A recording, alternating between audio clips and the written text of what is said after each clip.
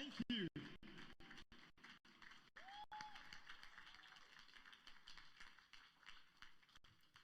What a beautiful way to start this event. Now put your hands together again for us at the Bethel.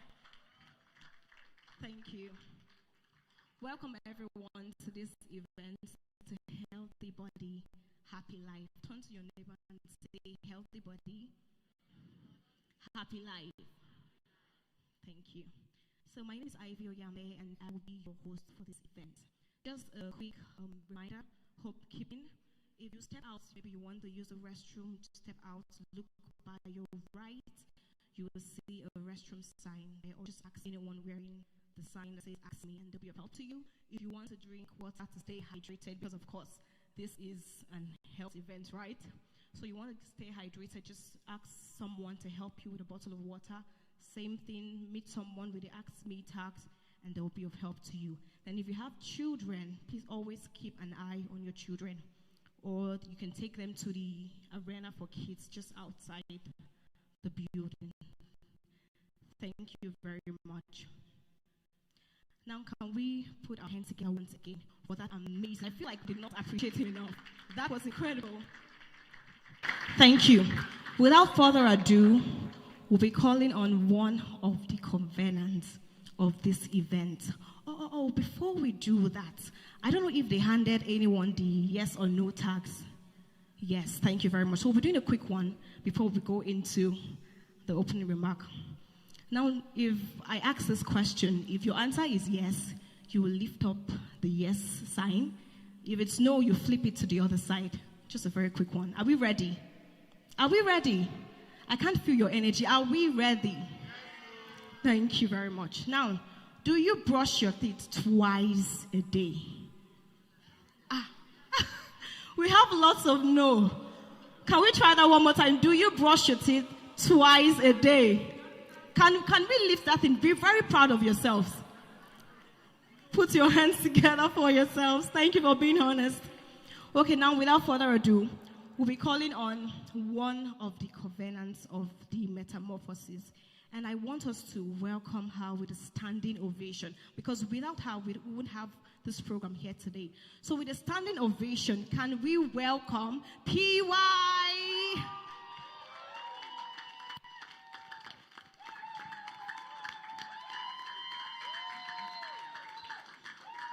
Thank you. Please take your seats this evening. Thank you very much, everyone.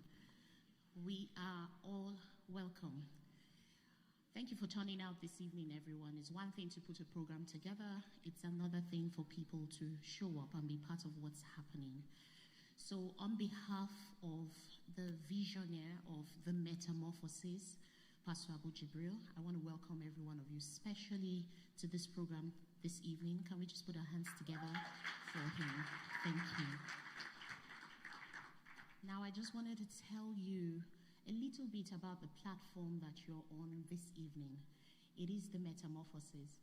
This vision was born in 2017, and you would know, if you're a member of the Holy Brook Church, this is powered by the Holy Brook Church, you would know that we are very keen that everyone God brings our way becomes all that God has called them to be.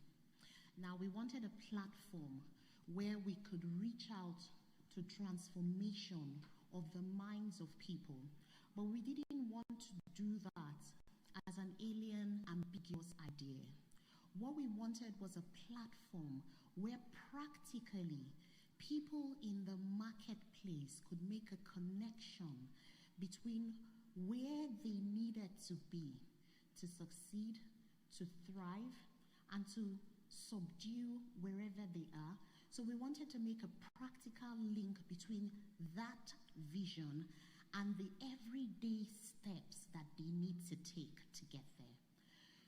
And so what we decided to do was that every year, we didn't do it last year, but every year we try to put together a symposium, a conference, a gathering like this, where we tap into the minds of captains of industries, people who are doing amazing things in their sectors.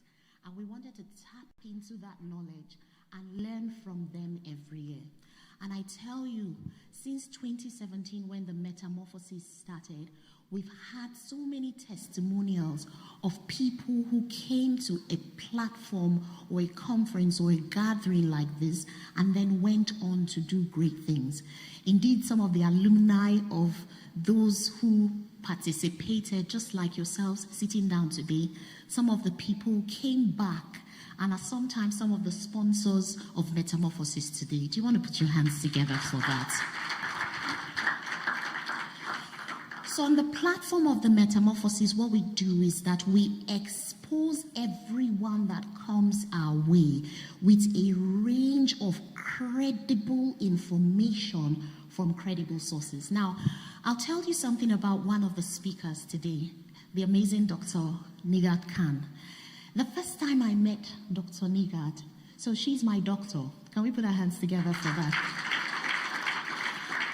And the first time I met Dr. Nigat, I went to her. I think it was around the time when I was feeling so stressed. And you know, stress can create physical symptoms that sometimes do not really mean anything. But because you're stressed, you just feel like you're ill. And so I went to her and I began to talk about a few things. And you know, one of the things that struck me was that for the first time, and honestly speaking, in this my small life, I'm 40-something years old, right? And in my 40-something years, I had never heard in less than 30 minutes my body explained to me like that. So you understand what I mean when I say credible sources. You know how you go to a doctor and you are happy about the consultation that you paid? That was exactly what happened to me. So I left that place really smiling because I was really happy because I understood. I think sometimes the issue between where we want to be and where we are at sometimes is a lack of understanding. And that is exactly what the platform of Metamorphosis exists to do. So if you're here this evening, I celebrate you. You're really fortunate indeed to have made it out here this evening. Saying something very brief about the Metamorphosis, we'll see the beautiful logo, very intentional. It is calligraphic. It's a calligraphic M rotated at a degree. Is it 45 or 90 now? Somebody tell me. Rotated at 45 degrees, actually. And it's significant for us. It signifies the transforming power of the Holy Spirit. So Metamorphosis is such an intentional platform, intentionally curated. Now, why am I saying this? I'm saying this because I'm encouraging everyone to really be part of this platform, be part of this community. After this, I know that most of the questions that people will have after this, we will try and use our community to answer some of those questions. And so we're inviting everyone to keep in touch with us and to continuously engage. Now, I'm not going to say too much. You're going to sit back. After this, the first speaker is going to come up. But I want you to take it really seriously. A healthy body is indeed a happy life. And if you don't believe me, then wait until your body breaks down. But that's not going to happen to you. So today, I hope that you will take notes. You will take it very seriously. But above all, you will do an evaluation of exactly how you are in terms of your health. We evaluate our finances. A lot of times we evaluate our relationships, but not too many people evaluate their health. I went on a walk with my mom this morning. We took a walk. And honestly speaking, I'm very lazy when it comes to exercising. But she's very serious about it, and she's above 70, right? And as we were taking that walk, she said something to me. She said, this week. So this week is how many days? 7 days, right? And she said to me, this week, I've missed 2 days. And I just looked at her with bombastic side eye, kind of like, are you trying to shame me? Because this week I know how many days I have missed.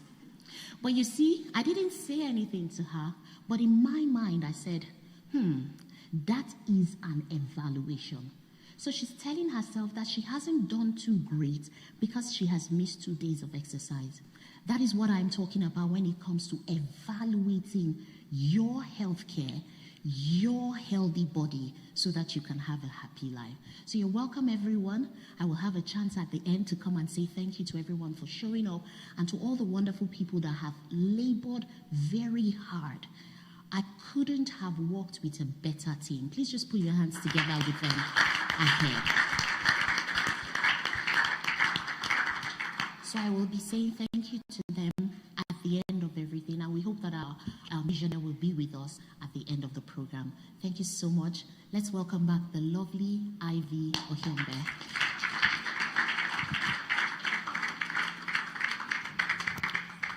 Thank you so much, PY. Okay, without wasting any more time, we will just go on to listen to the biography of the first speaker, Dr. Khan.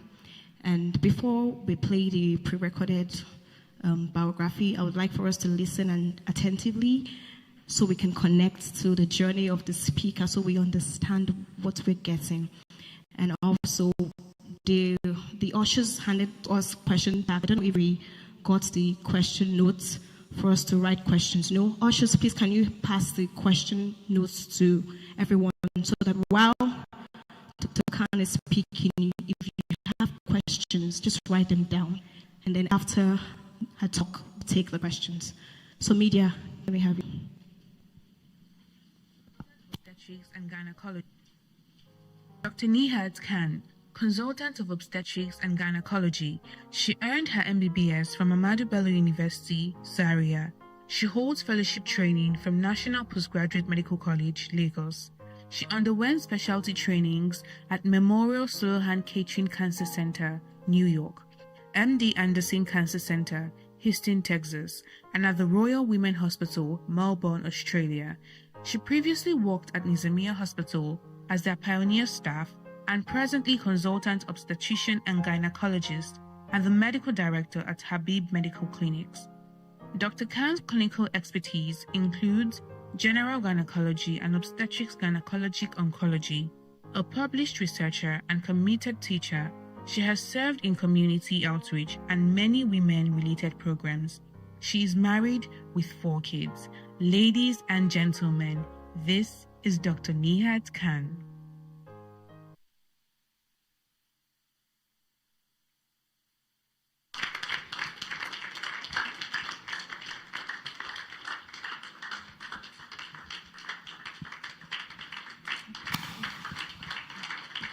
Thank you, everyone. Please seated. Be seated. It's an honor to be here, and I'm really privileged to be here amongst all of you. And I would also want to thank the visionary pioneer. I know her like Yinka only. Yes. To make it short and brief also, I would also want to say that I'm sure you do have questions. I will entertain it at the end of the presentation. It's more like an interactive session, and I would want to start with saying that I'm gender biased, I'm a gynecologist, so I would be talking more on the female conditions and health. But on a general note, we'll be discussing how to maintain good health practices among everyone, but with a bias to the female side, because that is where my passion lies. And I'm very happy to say that majority of the people here are also female, so you're doing a great job. Right, thank you. Right, yes, before we start on something, I would just like to say some few things which will just to, motivate us. Number one, women are the backbone of every family, right? And for every family to function, you need a functional woman behind everything. And that woman is you. It's presently, probably, very soon, you will be in your family or you're already one. So please, you are the backbone of that family and be proud of it. Number two, I would want to say, some ladies, when they come to consult me, I ask them, as it is your profession. Majority will have something to say, teacher, lecturer, doctor. And there are some few people that will come and say, oh, we don't do anything. And I'll look at them and I'll say, excuse me, what do you mean by that? He said, oh, no, nothing. I'm just a housewife. I look at them and I tell them, this is a frank truth. I have only been a housewife for 6 months of my life. This is my 26th year of practicing medicine. 6 months only. And those 6 months were the most chaotic for me, most terrifying for me. I used to pray every day that the day should move on fast so that the next day will come to an. I was so tired of all the house chores, the babies, the husband, the house, the family. Everybody's duties fall on your head. So please, every woman that is not probably working should never answer, I do not work. That work is unbelievable. And I'm telling you from the experience, because as a gynecologist, sometimes my husband tells me, when do you sleep? Because when I was younger, we never, that is training and gone long time back, but still, I can tell you that if a lady comes to labor, my head is half awake. I'm always, just at the bell rings, I know that I have to rush there. But yet, I would tell you that 6 months of my life, I can never tell you how difficult they were. So I think every woman should be credited for every work she's doing, whether in the house or outside the house. Right. So what I'm coming to is you should learn to appreciate yourselves. We do not appreciate ourselves, and that is when people don't appreciate us. And I'm very serious about this thing. You see, when celebrities die, do you know how pained we are? We are so concerned. Yet, let me tell you a very frightful condition that happens in Nigeria. This is very painful. We have what is called maternal mortality, and that is mothers dying because of pregnancy or after pregnancy conditions. Do you know the statistics in Nigeria? Painfully, is 1 jumbo jet crashing every day. Do you know a jumbo jet crashing every day is about 400 people are dying every day. Yet, nobody turns a leaf about it. It's because we as women have not taken care to think about it. So please, now, let me give you, in 2020, Kobe Bryant died out of a crash. Just one and a child died. Do you know the whole world was at standstill? We were holding vigils and prayers and sad because of one celebrity that was dying, or had died, sorry. I know it is a painful death. I am not saying somebody should not be respected, but just imagine, we have a jumbo jet crashing every day in Nigeria. We are contributing to 1/3 of maternal deaths all over the world. This is a very, very bad figure. Why is it happening? It's because we as women have not looked into it and not have taken decisions on how to improve it. Nobody will take care of our house. It's us to take care of ourselves. So please, ladies and gentlemen, because they too are contributing to the issues. So let's target the females first. Now, what are those conditions that are big problems in Nigeria affecting us as a female? And then, amazingly, they're all preventable. They're not something that you're born with, no, not at all. These are conditions that because of our ignorance, lack of awareness, or laziness, it progresses to become a problem for us. So ladies and gentlemen, please learn to look at ourselves and take care of our health conditions. Now, let's start.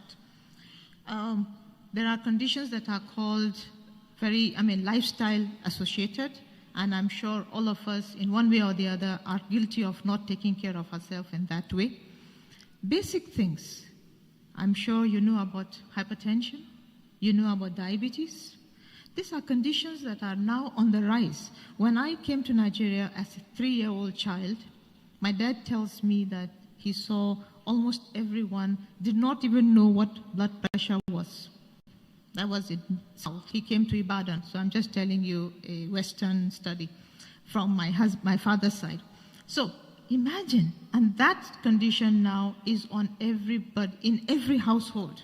What has happened that Nigeria has progressed from not even knowing what blood pressure was to now such a common thing, and it's all lifestyle associated. Yes, you may have some conditions that may preempt one to have hypertension, but majority of the cases is essential hypertension, which is all related to some form of lifestyle changes that we do not improve on or even inculcate in us.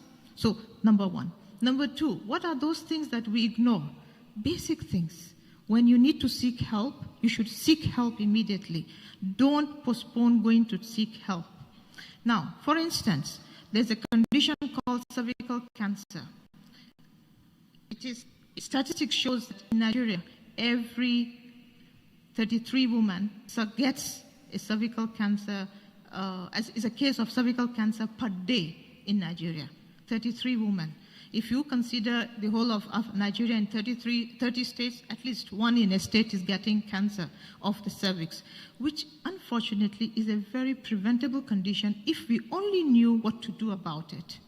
It has high incidence, but what can we do? It's because we are not even aware of this condition, and that's what I want you to all understand here. These conditions are available. One, they are present in our society. Two, they have preventable measures we can do before even we consider cure or treatment, So you see, what are those preventable things? Number one, do we know what is the cause of cervical cancer? Do we know how it progresses? Do we know what we can do if somebody by chance is affected by it? This is what, it can be a whole lecture on itself. So I just want to give you some trigger points for you to understand. These are things that we should look into ourselves.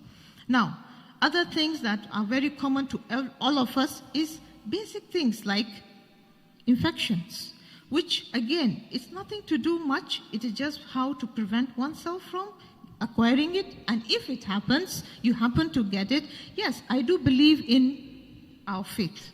I know all of us, we have very strong connection with God, and I'm not against it. But please, I know that in both religions, there is a concept of health. And I tried to look today into the Bible, and they said there is a quotation which says, treat your bodies as temple. It is a responsibility of the people. So, and in other religion too, it is same thing. So you see, we should not join up two things and say, oh, I'm not against you having a faith. Please, it's very important. In fact, when I was in Melbourne, I remember I used to wonder, we used to give antidepressants to all the ladies like Panadol. And I used to wonder, why are they having so much depression and all these conditions? Then I realized majority of them were not having faith. So having faith is very important. It gives you a focus in life. So very important, continue with the faith. In fact, you should follow your faith to the best you can. Now, but there's also the responsibility that you owe to your body, and that is seek appropriate health when you need it. And that is very important. So don't mix up two things together, because as a doctor, I have seen many times people have misunderstood faith and healing and all that. So please, this is a time for you to understand it and believe in what you need to do. Because as a doctor, I'm telling you, yes, there are things that you can do by having your faith going on, and you need a doctor to help you. It only improves your faith further. You understand? I hope I'm getting this clear. Now, other things is very important is how can we manage our life to do what is best for us? It all starts from what the Yinka just mentioned, is to understand ourselves. Both male and female, are we doing the right thing, what our body needs? Because I'm not even talking about going to the hospital. It's just to take care of our body, because the topic says healthy, happy life, right? So what are we doing to keep our body healthy? It's basic things. We all know about it. Someone just talked about brushing, and this is very important, true. But let me just talk to you about few things that we ignore. Number one, very, very important, and it's all genders, both male and female. How many hours of sleep do you have in a day? If you don't have good hours of good sleep, be sure that body will get fatigued and it will break down. And once it breaks down, you start having different varied conditions, which are not really related to a physical problem. It's because of the fatigue the body has gone through. Any engine that you have overworked will have to break down. You have to oil it, you have to take it for repairs, you have to service it, and that's what comes to what is called medical treatment. But we don't want to go to servicing but what are those things that you are informed? Keep it going slow and steady, make sure that you do the normal checks, and that is what it requires. So this is what I'm trying to say. Keep your body healthy. You don't need to visit a doctor, but you can keep the body healthy by yourself. 1, sleep.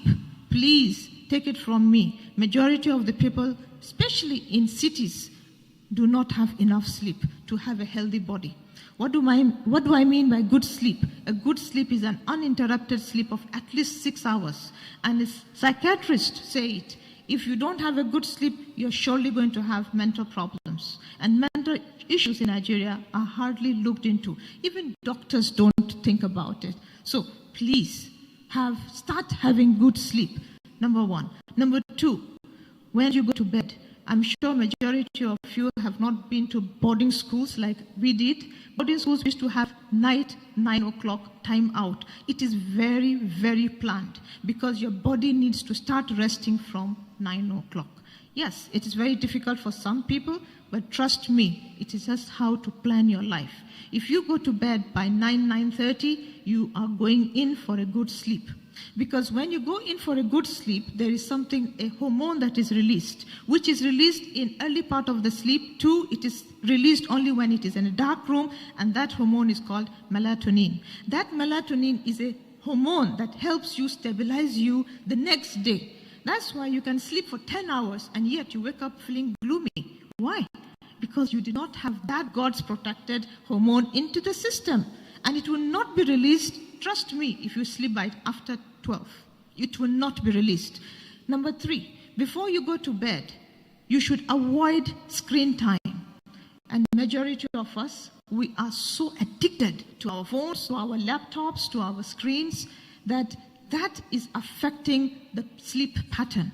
And you never get good sleep when you have had overexposure of screen time more than 6 hours. It has come out in a study. If you expose your eyes to 6 hours to screen time, you are damaging your brain. So, how many of us are not guilty of that? Please, these are new things. Nobody tells you. You see, the beauty of all these things, if you buy a new iPhone or Samsung, they will write everything, what it can do. There are dangers that it will write, but it is so tiny that even a microscope cannot pick it up. But they have cleared it by saying we have already put a warning for everybody to see. It is written there, exposure, and especially our children. It is a danger, and I've seen it with many married women that come to my clinic. They have a small child with them. For them not to interrupt my consultation, they will hand over their phone to the baby. It is a damaging thing to the baby's brain because the baby's brain is very fragile and all the protective layers have not been formed yet. So the screen, the rays from the screen is directly going into the brain and damaging the brain. Studies have proven this year that this is the first generation that is more stupid than the previous generation. Are you getting what I'm saying? This generation proved to be more stupid than the previous generation. It is a study in NMJ, which is the New England Journal of Medicine. Why? Because of the exposure of screen to the children. Otherwise, every generation has been more intelligent than the preceding one. So what will happen in maybe the next 30 years? We'll be having dummies moving around this world. But we don't want that. So start improving on this thing. When we were kids, I don't remember my mom leaving my house without my toys and little things to keep me activated or motivated to continue sitting in one position. Yes, our kids are different, a bit different, but they're all the same. It's because of our parenting habits have changed. We want shortcuts to everything. So please, my dear brothers and sisters, do not expose your children to screen time at this age. Number 2, reduce your own screen time because that screen time is affecting your mental health as well, and even your individual character. The more you look at those things, and especially this new crazy thing called TikTok. I'm sorry if anybody is a producer of TikTok things.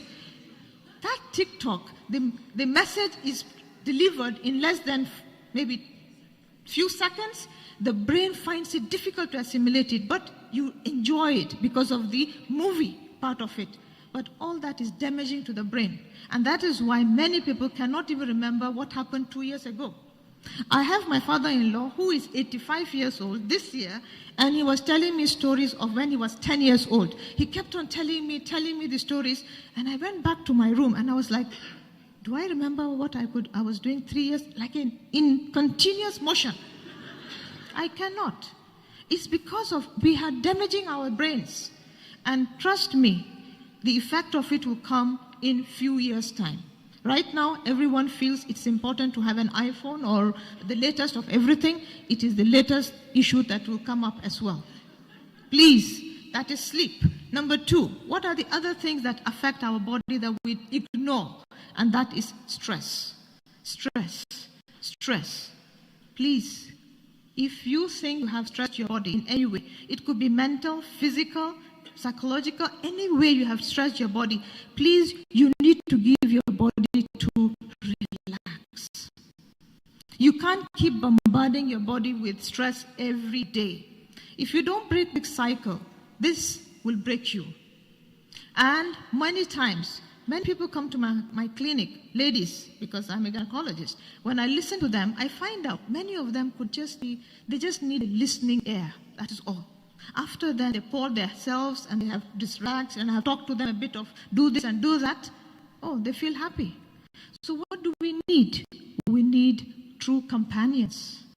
So when you are stressed out, please seek true companionship in those that you know that love you. It can be your friend, but please, having more than 2 friends and discussing this thing is not healthy. Please, your family is your cornerstone. Either your spouse or your children, you should learn to interact with them. Don't distance yourself from them. Don't think you're burdening them. No. When you break down, you would see, you will not be happy seeing what they are saying about you or they feel about you. But please be with them so that they relate to you and you relate to them. It's human. We're going to have issues in our life. We will have problems in our life. But we should learn to open up, because bottling your emotions will only make problems worse for you, and especially your health problems. So, de-stress yourself. There are coping mechanisms. You have your own way. Some people feel when they go out and have 5-minute walk, they're good about it. But you can't be in a stressful condition and be continuously in that way forever. Please get yourself out of that thing, whichever way. If it is physical stress, come to it. You are not superhuman beings, both male and female. There is a limit to which you can work. Your body needs rest. Know it when you need that rest, and tell the people that you need to tell, look, I'm done. I need to rest. Doing a job well is better than not to do a job at all, or do it in a bad way. So please. Now, the other after stress is other things that we ignore, such as basic thing, exercise. It sounds very big, but it is the best remedy for many lifestyle-related conditions.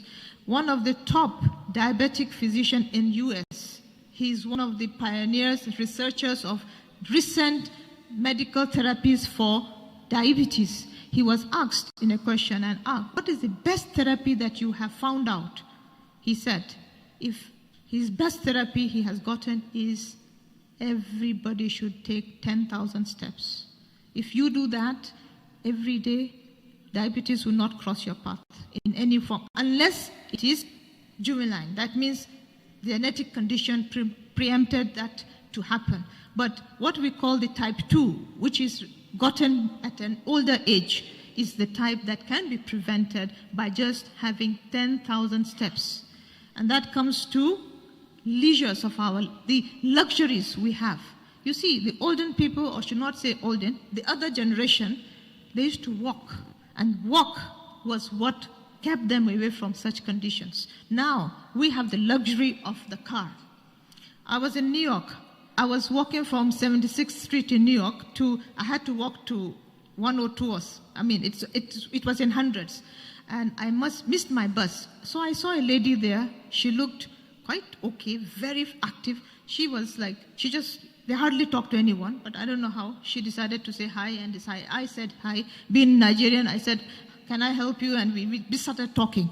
Then she said, where do you want to go to? I was like, I'm waiting for my bus for Street 102. And that's a couple of streets away. She said, let's go.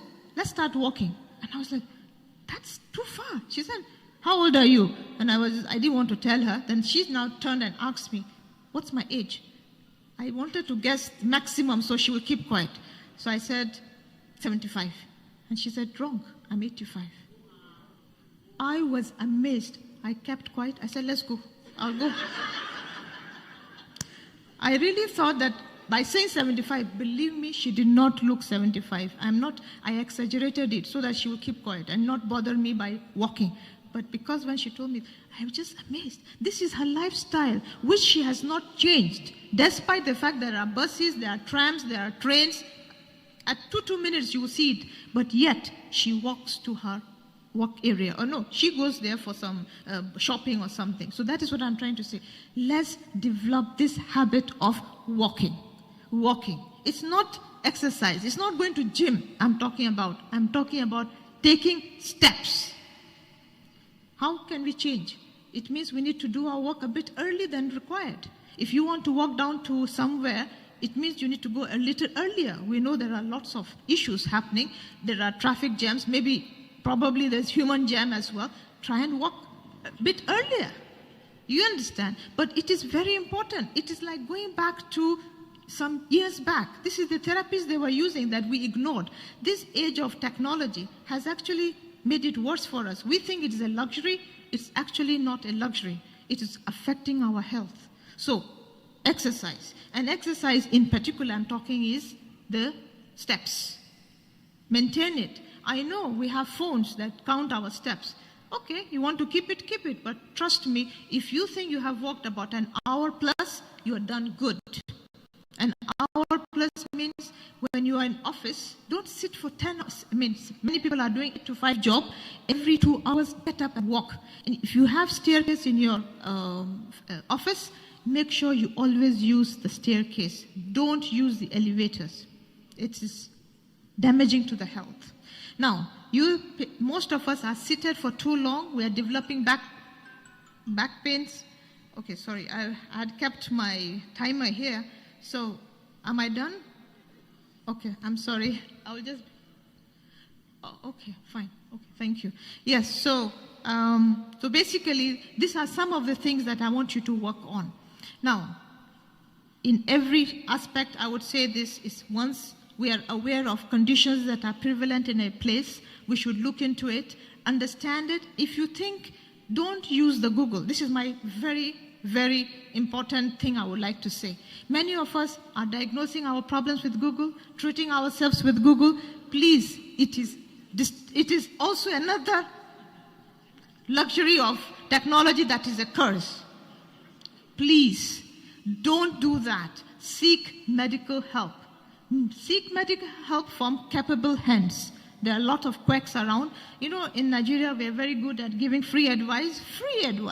But please, I'm not saying don't give free advice, but don't be a recipient to do it on yourself.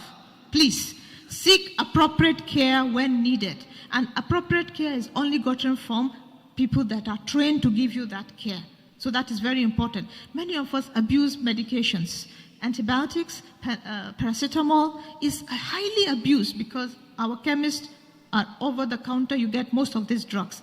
Please, for your health-wise, stop. It's not saving 20,000 or 30,000 or even the government fees. I don't know how much it is for consulting a proper doctor. It is very important.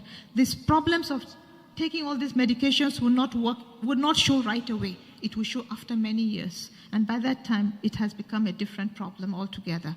Number one. Number two, please be aware of those conditions that can be preventable. And these are the conditions that you need to know about. it's a very short time for me to say these are the but for ladies, you should know what is cervical cancer. You should know what is breast cancer. You should know how to take care of basic conditions. And very on the short note, lastly, I would like to say there are things that we know about, but we don't bother about it, and that is unsafe abortions.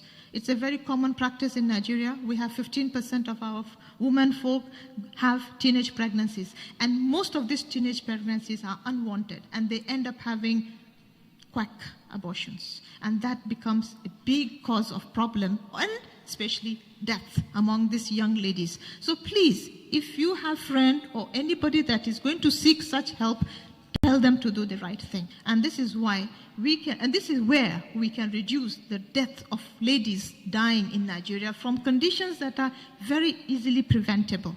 So I think on a nutshell, I would only say, please do take care of your health. If you need any help that requires my attention, please feel free to visit me at Habib Medical Clinic.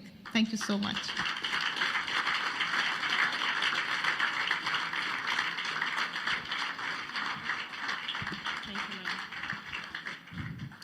Thank you so much, Doctor. And I think Dr. Khan deserves a standing ovation for that talk. Can we put our hands together? Thank you so much, Doctor. Please take your seat. So we're going straight into the question and answer segment. And can we have okay, you have questions. If you wrote your questions down, can you please just raise it up? So we'll have our ushers collect from you. Okay. Thank you. Then we need a microphone for okay, just bring it here. I'll read it out. Oh, yeah, thank you.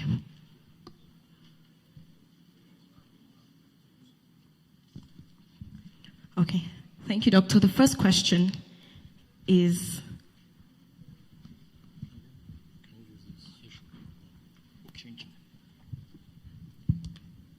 Okay, the first question, can one get pregnant with adenomyosis? Sorry, did I pronounce it correctly? Adenomyosis. Adenomyosis, okay. Can one get pregnant with adenomyosis? And what is the process?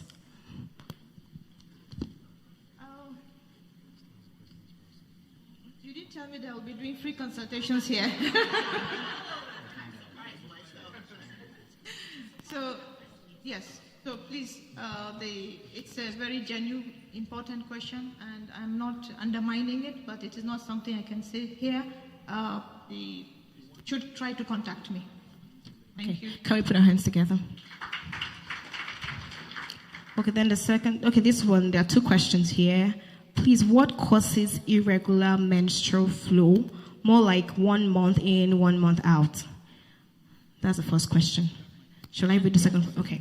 So having abdominal pains like ovulation, but sometimes it isn't. It comes and goes. What test can I do?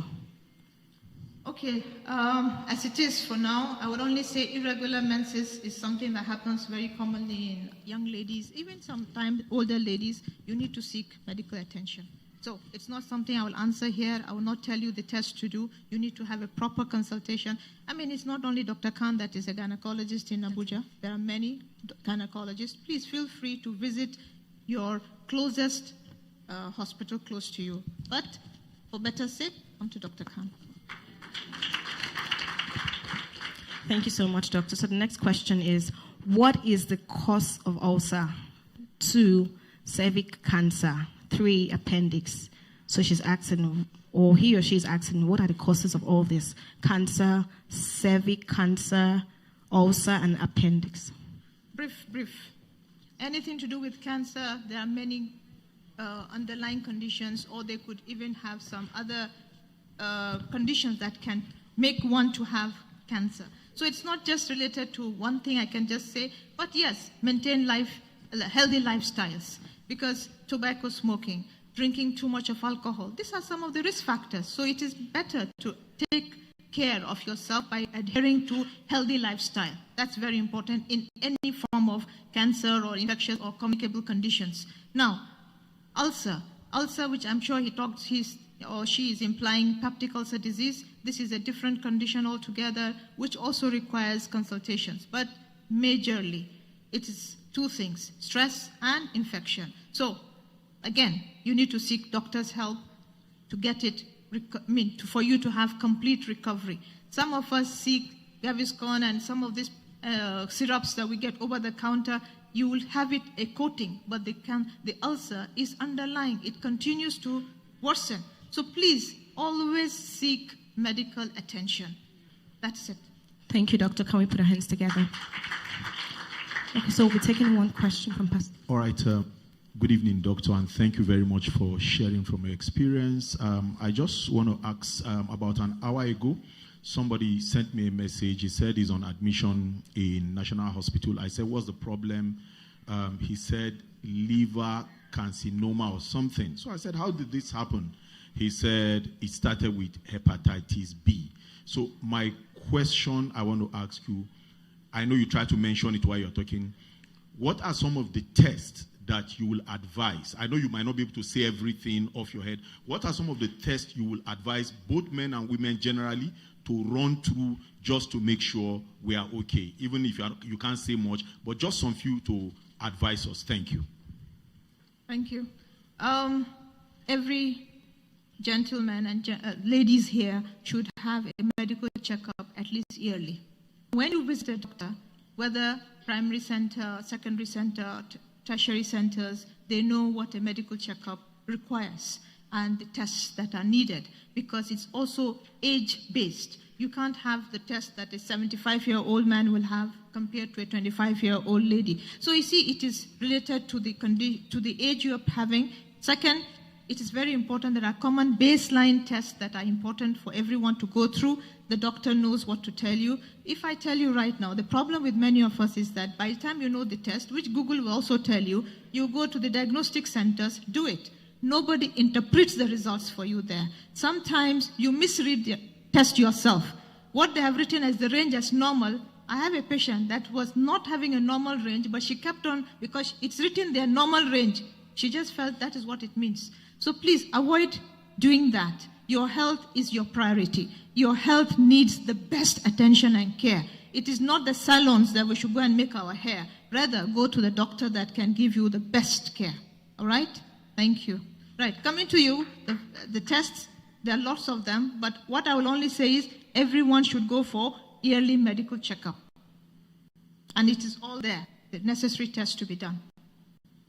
But just to add to that one, there's something else we also have commonly in Nigeria. People tend to ignore it. It's hepatitis B infection. Hepatitis B infection is usually gotten through contamination with contact with contaminated blood. And this can be through any way. It's worse than HIV.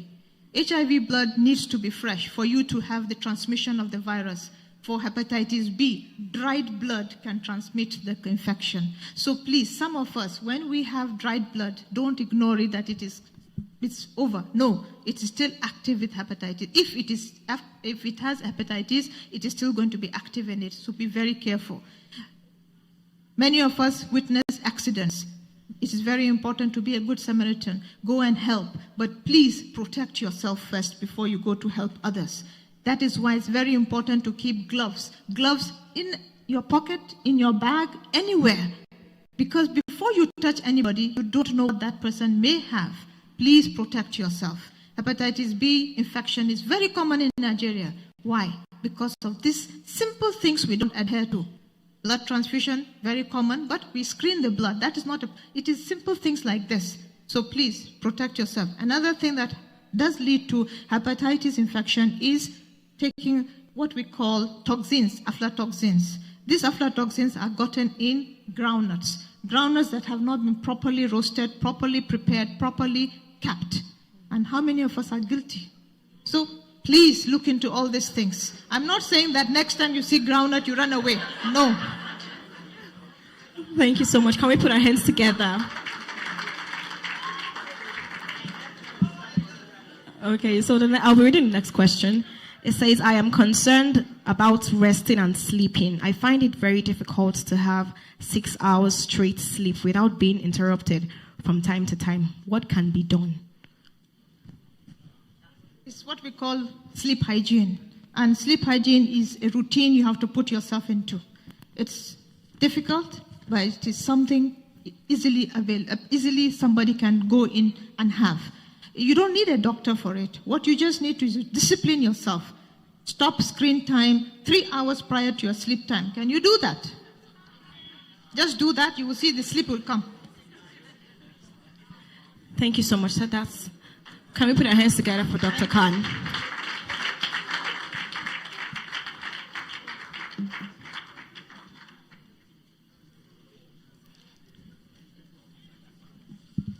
So the other questions that we're not able to answer, we'll be answering them on our social media platforms. So please do well to follow us on our social media handles.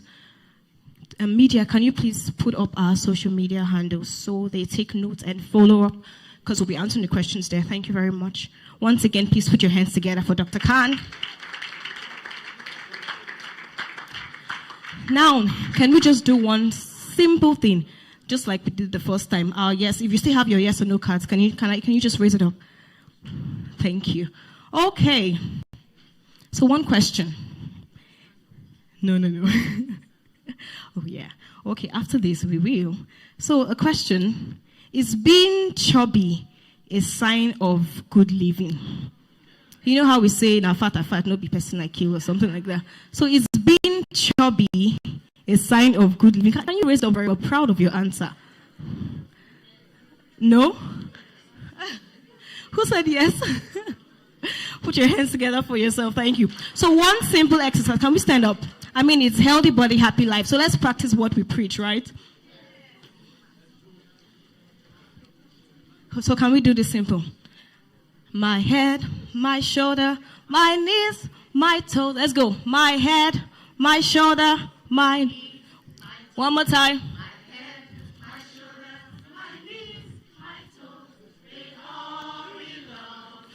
One more time. My head, my shoulder. Good. Some people are not bending. Can we try? My knees, my head,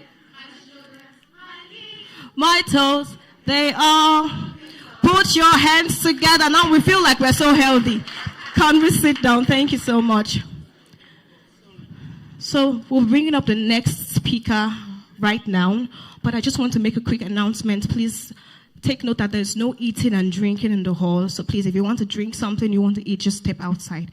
So can we have media play? But before then, please listen attentively while the pre-recorded biography of our next speaker is played, so you get to connect with him and know his story.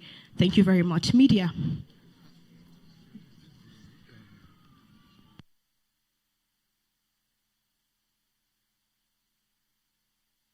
Dr. Justice Igbiti is a renowned consultant gastroenterologist at Nisa Premier Hospital. He is widely respected for his excellence in clinical practice, dedication to patient care, and remarkable contributions to the field of gastroenterology. He obtained his medical degree from Madonna University, Nigeria, and went on to complete his residency training at University of Abuja Teaching Hospital, where he distinguished himself through outstanding academic and professional performance. In recognition of his brilliance and commitment to excellence, Dr. Igbiti was awarded Best Fellowship Candidate in Gastroenterology by the West African College of Physicians, a remarkable achievement that highlights his mastery and dedication within his specialty. Beyond his accomplishments in medicine, Dr. Igbiti is also an entrepreneur par excellence, demonstrating innovation and leadership beyond the consulting room. His influence continues to inspire both patients and colleagues in the healthcare community. On the home front, he's a devoted family man, happily married to his wife and blessed with beautiful children. Ladies and gentlemen, please join me in celebrating Dr. Justice Igbiti, a distinguished physician, scholar, entrepreneur, and an inspiration to many.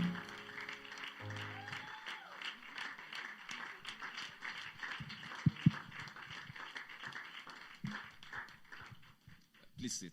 Please sit. Thank you very much. Good evening, everyone. It's an honor to be here, actually. Thank you very much. Media, can you kindly share the slide I have? It's difficult to speak after such an excellent presentation. It's really difficult. I will do my best. Don't judge me too harshly. All right. Thank you. So the theme is healthy body, happy life. Yes, I apologize for that one. And I am actually very honored for a lot of reasons. One, we've had a lot of things go on in practice that have made us realize that one of the biggest problems we have in medical practice in Nigeria is poor information and misinformation. Could you change to the next slide? The next slide, please, media. All right, so context. We'll talk about context right now. So for context, life expectancy right now is 52.2 years for the Nigerian man and woman. Yeah, 52.2, though is a little bit less for the man. And the average Nigerian man has a very poor health-seeking behavior. As we already established that today, that we have more ladies here than men. Unfortunately, we have to step up. All right? And then the commonest cause of death amongst men is cardiovascular disease. My colleague has already talked about a lot of things for women. I'm not trying to be biased. I just want to help the men a little and then also keep us alive so that we can take care of our women at our backbone. Yes, yeah, we have to. And I can defend that because my own backbone is here. I can defend that. And one more thing that we all know, even though we are wearing suits and looking clean, emergency services in Nigeria are still developing. Yeah, no matter how clean we look and how fast we talk, when the chips are down, it's still very poor. Yes, so we must address that one. And then late presentation is one of the commonest challenges we have in medical service in Nigeria. I actually had to do a survey. Thank God someone talked about liver cancer. I looked at people that had over a period in the teaching hospital, and I realized that almost everybody, actually over 70% of those that had liver cancer, never knew they had the risk factors. And the most common risk factor in our environment right now is hepatitis B. And my colleague already talked about the fact that it's a viral infection which is gotten through blood. And one of the biggest problems with hepatitis B, I'll do that and address that, is the fact that it's very highly infectious, indolent, it's quiet, it doesn't say a word. When it hits at once. Let me explain what I mean by that. The liver, which is what hepatitis B eventually affects and causes cancer, is like a good wife, women, to a bad husband. What I mean by that is, when you see a terrible home that has an amazing woman, she tends to appear all bright, looking beautiful, swallowing all the nonsense that comes in. The man comes in late, beats her, doesn't take care, she just looks fine, takes care of the kids, does not scream. You will make the mistake to think that when you hear her screaming, the problem just started. It's wrong. The day she starts to scream is the day it got to her neck. Yes, the liver is like that. That's why when you got the call and said liver cancer, you were wondering why. It's been there. The hepatitis B was there, it was progressing, became cancer, was progressing, the liver was coping. The liver could no longer cope and it presented. And unfortunately, when it does, it's almost always late. That's the problem. So what we're doing here, sincerely, is very inspiring to me. Next slide, please. So most illnesses they don't start suddenly. They actually start way earlier. Your teen age, your teens, your 30s is actually when you build up the life that will affect your 60s. The small daily choices will produce big results tomorrow. Today, a lot of people have spoken, and I've actually been very happy with all the things that have been said. I'm just going to try to address a lot of these things. Simple habits that work. I'm not here to move stuff. I'm not here to move big English. Let's just talk about simple habits that work. Next slide, please. So a quick show of hands. Yes, thank you have your yeses and your nose. I will still include the team making this happen because I'm going to judge them for this one. Who ate breakfast today? Now, look around and see the number of people that did not eat breakfast. Do you understand? We're talking about the basic things right now. We're no longer talking about big drugs and all. They've talked about sleep. How many of you, including those making things work right now, how many of you slept up to 7 hours last night? If you look around, you realize that you have very few people that slept up to 7 hours. I would have asked who moved their bodies this week, but they made us do the head, shoulder, knees, and toe thing, so I will not judge anybody right now. But within yourself, ask yourself, have I actually exercised this week? And when I did I sweat? I don't care about the number of hours anymore, because different people actually adjust to exercise based on their level of tolerance. How much of it got to you? Let's be like PY's mom. Yes, let's be like PY's mom. Somewhere around this, I'm going to talk about her later. Health starts with ordinary daily decisions. Next slide, please. Many adults, okay, I talked about that already. So I'm going to just talk about a few things. Now, a lot of us have heard of fatty liver. If you've not heard of it, you heard somebody that talked about it or had it. Fatty liver simply means fats inside the liver. They're saying you're going to see the gastroenterologist, and I'm just wondering, okay, what do you do for a living? Oh, I'm a business executive. I love the pride with which we say it. I'm the manager of so bank. I'm a consultant, this. I'm like, okay, so how many hours do you sit for a day? Oh, I'm always sitting. Oh, beautiful. Where do you live? Tell me. Do you always drive to work? Oh, yes. Oh, that's beautiful. What kind of car? Oh, they tell me the kinds of cars that they drive. It's beautiful. And then your room air conditioned. Yes. When last did you sweat? No, why should I sweat? Yes. Now, these are the things we're talking about. They already talked about the fact that our mothers took a lot of walks. Fat begins to accumulate inside the liver. Sorry. For those, we all know what liver is. Hunter. It's sweet inside suya. Yes. We all have it. It's big. Yes. It's the biggest internal organ. So liver fat starts to accumulate. Remember I said the liver is a good wife to a bad husband. So liver starts to accumulate, the liver is coping, it's fine, there's no problem. The fat begins to push the main liver cells themselves, they start being compressed and begin to die. Oh, the liver is fine, doesn't show anything. And then eventually, the liver starts to get injured and is healing and having scars replacing it. You're going to hear words like cirrhosis. It's going, then the liver stops functioning. Then the person starts swelling, eyes are getting yellow. It's already late. Now, if you meet a doctor that tells you the truth, they'll tell you, oh, you need a liver transplant. There is no transplant center in Nigeria. Know it now. It's not to scare you. There's none in Nigeria. Anything we're going to do at that point is just to keep pushing you. You add that, add it to faith, add it to prayers, add it to lifestyle. It's just to push you. But then, this could have been stopped earlier. Obesity. I'm going to shame myself. I am overweight. Now, judge yourself. Do you get? I've been told I look slim, I look lean. I am overweight. Yes. Now, assess yourself. I won't say more.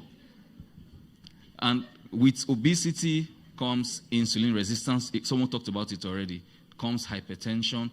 Comes what we now call a syndrome X, metabolic syndrome. One leads to the other, leads to the other, leads to the other. Eventually, you're an embodiment of all of it because you were not active when you were supposed to be active.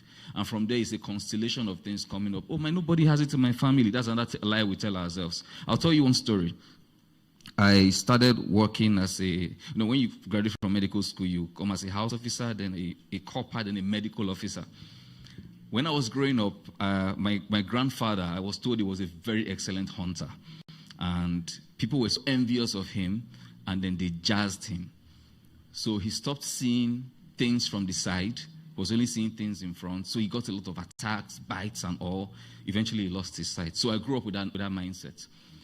So I got a job with that babe over there, somewhere in Maitama. Then I was screened, and they said I had glaucoma. I started laughing. I had gone through medical school. It just didn't click in my head because glaucoma starts with losing your peripheral vision. Then eventually, it's not like a tunnel. You don't see things from your side. Then the sight goes. Nobody judged my grandfather. He had glaucoma. I just never checked. And when they told me and asked if I had a family history, I started laughing because it just clicked at that point. I'm not saying evil doesn't exist. It does. But before you label it evil, first check. It might just be natural. And you're just praying and God is looking at you like, Kai, and I gave this one brain. Oh. Do you get? That's medicine. So your lifestyle today decides your energy level, your productivity, and your lifespan. I already told you what the lifespan is, 52.2 years, which means if you're not careful in Nigeria, once you celebrate your 53rd birthday, you're living on borrowed time. Yes, I have to make it very practical so you understand. Next slide, please. So I'm a gastroenterologist, so I'm very interested in the intestines. And your gut actually defines you, basically. They say you are what you eat. Your energy, your immunity level, your mood. Now, there's always, I'm very sure I'm going to get questions here about saying, oh, some people say don't eat breakfast so you lose weight. Some people say don't skip breakfast. There are pros and cons. Everything has its benefits and its deterrents, as it were, or the wrong sides of it. But eating breakfast, we need to understand what breakfast is. Breakfast is not eba and soup. Yes. Breakfast ideally should contain things that are light, have high fiber. Then that way, when you eat it, you don't get to sleep off at work. Because that's the reason why a lot of us don't take the breakfast. It's not meant to make you add weight. It's supposed to be something light. So it has to be a habit that you build. It's going to help with that. Next slide. I'll be very fast. Don't worry. Now, it's smart, not perfect. Our dietitian told us something excellent here already, so I'm not going to say so much. Lots of fruits, vegetables. She talked about beans as well. And then reducing excess sugar, ultra-processed food. Your body actually knows real food. Your body knows it. And it will tell you. It might not tell you now. It will tell you later. Next slide. Yes, she talked about this already, so I don't think I'll spend a lot of time here because you can actually eat healthy as a Nigerian. When you go online, you see lots of things that you don't eat here. But the truth is, you can eat healthy as a Nigerian. The problem we have, however, is the timing of our food. I'm from Edo State. I grew up eating fufu and soup, swallow in the evening. Let me explain how that works. You eat something light in the morning, you're busy, your brain is active, you burn it. Eat something in the afternoon, you're concluding work, get home, pick up the kids, prepare things, you burn it. Then you eat fufu and you sleep. And then it's stored inside your body. And then the next morning, your body takes what is just there. So next when you take breakfast, it starts working on the breakfast. It leaves the fufu you stored. Then in the evening, you store the next one. All right? Am I being practical enough? Thank you. Next slide. Now, she talked about this, and I just want to throw more light on it. The picture to the right is an African bowl. Them say is another very big problem that we have. A lot of patients come here and say, they say, I say, who? And nobody can tell me. So I usually tell them that anybody that tells you something relating to your health and can't be held accountable if it goes wrong, don't listen. Yes. If I tell you, take this drug, and then you have problems, you can come and hold me because I have the license for it. And I will defend why I gave. But if you cannot hold the person, don't take it. Please. So the bowl on the right, them say diabetes, not the chop sugar. Fine. They know they chop rice. They know they chop beans. Then the person is only eating vegetables, and then the person goes unconscious from hypoglycemia. That's low sugar. High sugar can kill. There's no doubt about that. It takes years without treatment for you to die. Low sugar, in 10 minutes, you're gone. Which means every diabetic must have access somewhere to sugar. Must. You don't have to take it, but you must have it. Then you see that bowl, there is rice inside. You should eat rice. However, the quantity. The dietitian talked about portion control. The quantity. So if your entire bowl, 25% should be about carbohydrates, 25% about proteins, then the remaining 50% vegetables. That's what your diet should be like. That whole thing of, oh, then I see some who tell me, no, I don't eat sweet potato. I eat Irish potato. No. Sweet potato is actually better for diabetics. It has more fiber, takes longer to digest, doesn't release the entire sugar in bulk, and you don't get hungry immediately and the desire to go and eat more. Next slide. Though I'm trying to rush through. Movement is medicine. We know that already. At least we all did the head, shoulder, knees, and toe just now. It improves your digestion. Now, PY's mom. Your target, 150 minutes of exercise weekly, which is at least 30 minutes, 5 days a week. I'm a pastor. Oh! So when you think about today, remember PY's mom, who was unhappy with the fact that she had missed 2 days in a week. Remember it. Make that a daily goal. Try to work out. I won't lie to you. If you've tried it, you will know you can do it day 1, day 2, day 3, you're exhausted. Day 4, there's an excuse. Day 5, I'll do it tomorrow. and then it's gone. When it hurts, continue. I can assure you, after a while, you get used to it. It's not a problem anymore. Next slide, please. Now, I don't think you have to answer this, but I'll just ask nonetheless. How many hours do you sit daily? Please, let's all stand. Yes. We'll do it again. Head, shoulder, knees, and toes. We'll do it again. So, are we ready? All right. My head, my shoulders, my knees, my toes. My head, my shoulders, my knees, my toes. My head, my shoulders, my knees, and toes. They all belong to Jesus. Wait. I noticed something. People are not touching their toes. People are not touching their toes. I will not call names. People are not touching their toes. So let's go again. My head, my shoulder, my knees, my toes. My head, my shoulder, my knees, my toes. My head, my shoulders, my knees, my toes. They all belong to Jesus. God bless you all. Yeah, please sit. Now, movement does not require a gym. Do we agree? Movement does not require a gym. If it's rainy, don't say that is the excuse you couldn't go to the gym. Do something inside your house. All right? You don't need too much space. You don't need so much as much as need a mat. Just don't fall on the ground though. But be safe. But you can do something in your house. Next slide, please. Sleep is not luxury. I'm pretty sure we're all clear on that one right now. 7 to 8 hours. It helps you improve focus. It helps with your weight. Now, let me tell you something that is tricky. For people who snore, I'm not here to talk about snoring, but for people who snore, there's something that is very tricky. You wake up not feeling refreshed. You wake up with a headache. You wake up feeling like you actually didn't sleep. You're tired. The reason is all through the night you were struggling to breathe. So rather than having the calming hormones, you're having the stress hormones. Now, I'm picking this out, even though it's not what I'm here to talk about, that when you snore, you have to check it out. You have to work on that because other people are sleeping. You are walking all through, day and night. Yes, you're walking all through, which means you can become obese. By not being sedentary, despite the fact that you walk all day and you try to rest at night, you're getting fatter. Your tummy is getting... And then central obesity, the one that affects the tummy, is actually worse because it tends to actually accumulate a lot of the bad fats. So you're getting obese progressively. You're walking, but it's not going there. Your blood pressure is getting higher. You're becoming diabetic. And then the person has a stroke. You don't know where it's coming from. It's just the fact that the person is sleeping poorly. You are trying to sleep, but you're really not sleeping. You're walking all through. So I'm saying this to your spouses. And then I'm going to say something else relating to a question that was asked earlier. There's something we do where we think we're being kind. We don't tell people of their flaws. Someone has bad breath. You don't say a word. You think you're being polite or being kind. No, you are not. Every person probably thinks the same way and nobody has said it. I tell you one thing, everybody's laughing at that person behind his back. But you're not doing it, so that's not being kind. The person has bad mouth odor.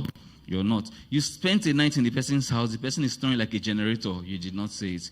They don't usually know. I've heard a lot of people tell you, I don't snore. Then the wife tells me, I beg you snore. It's your partner that will tell you.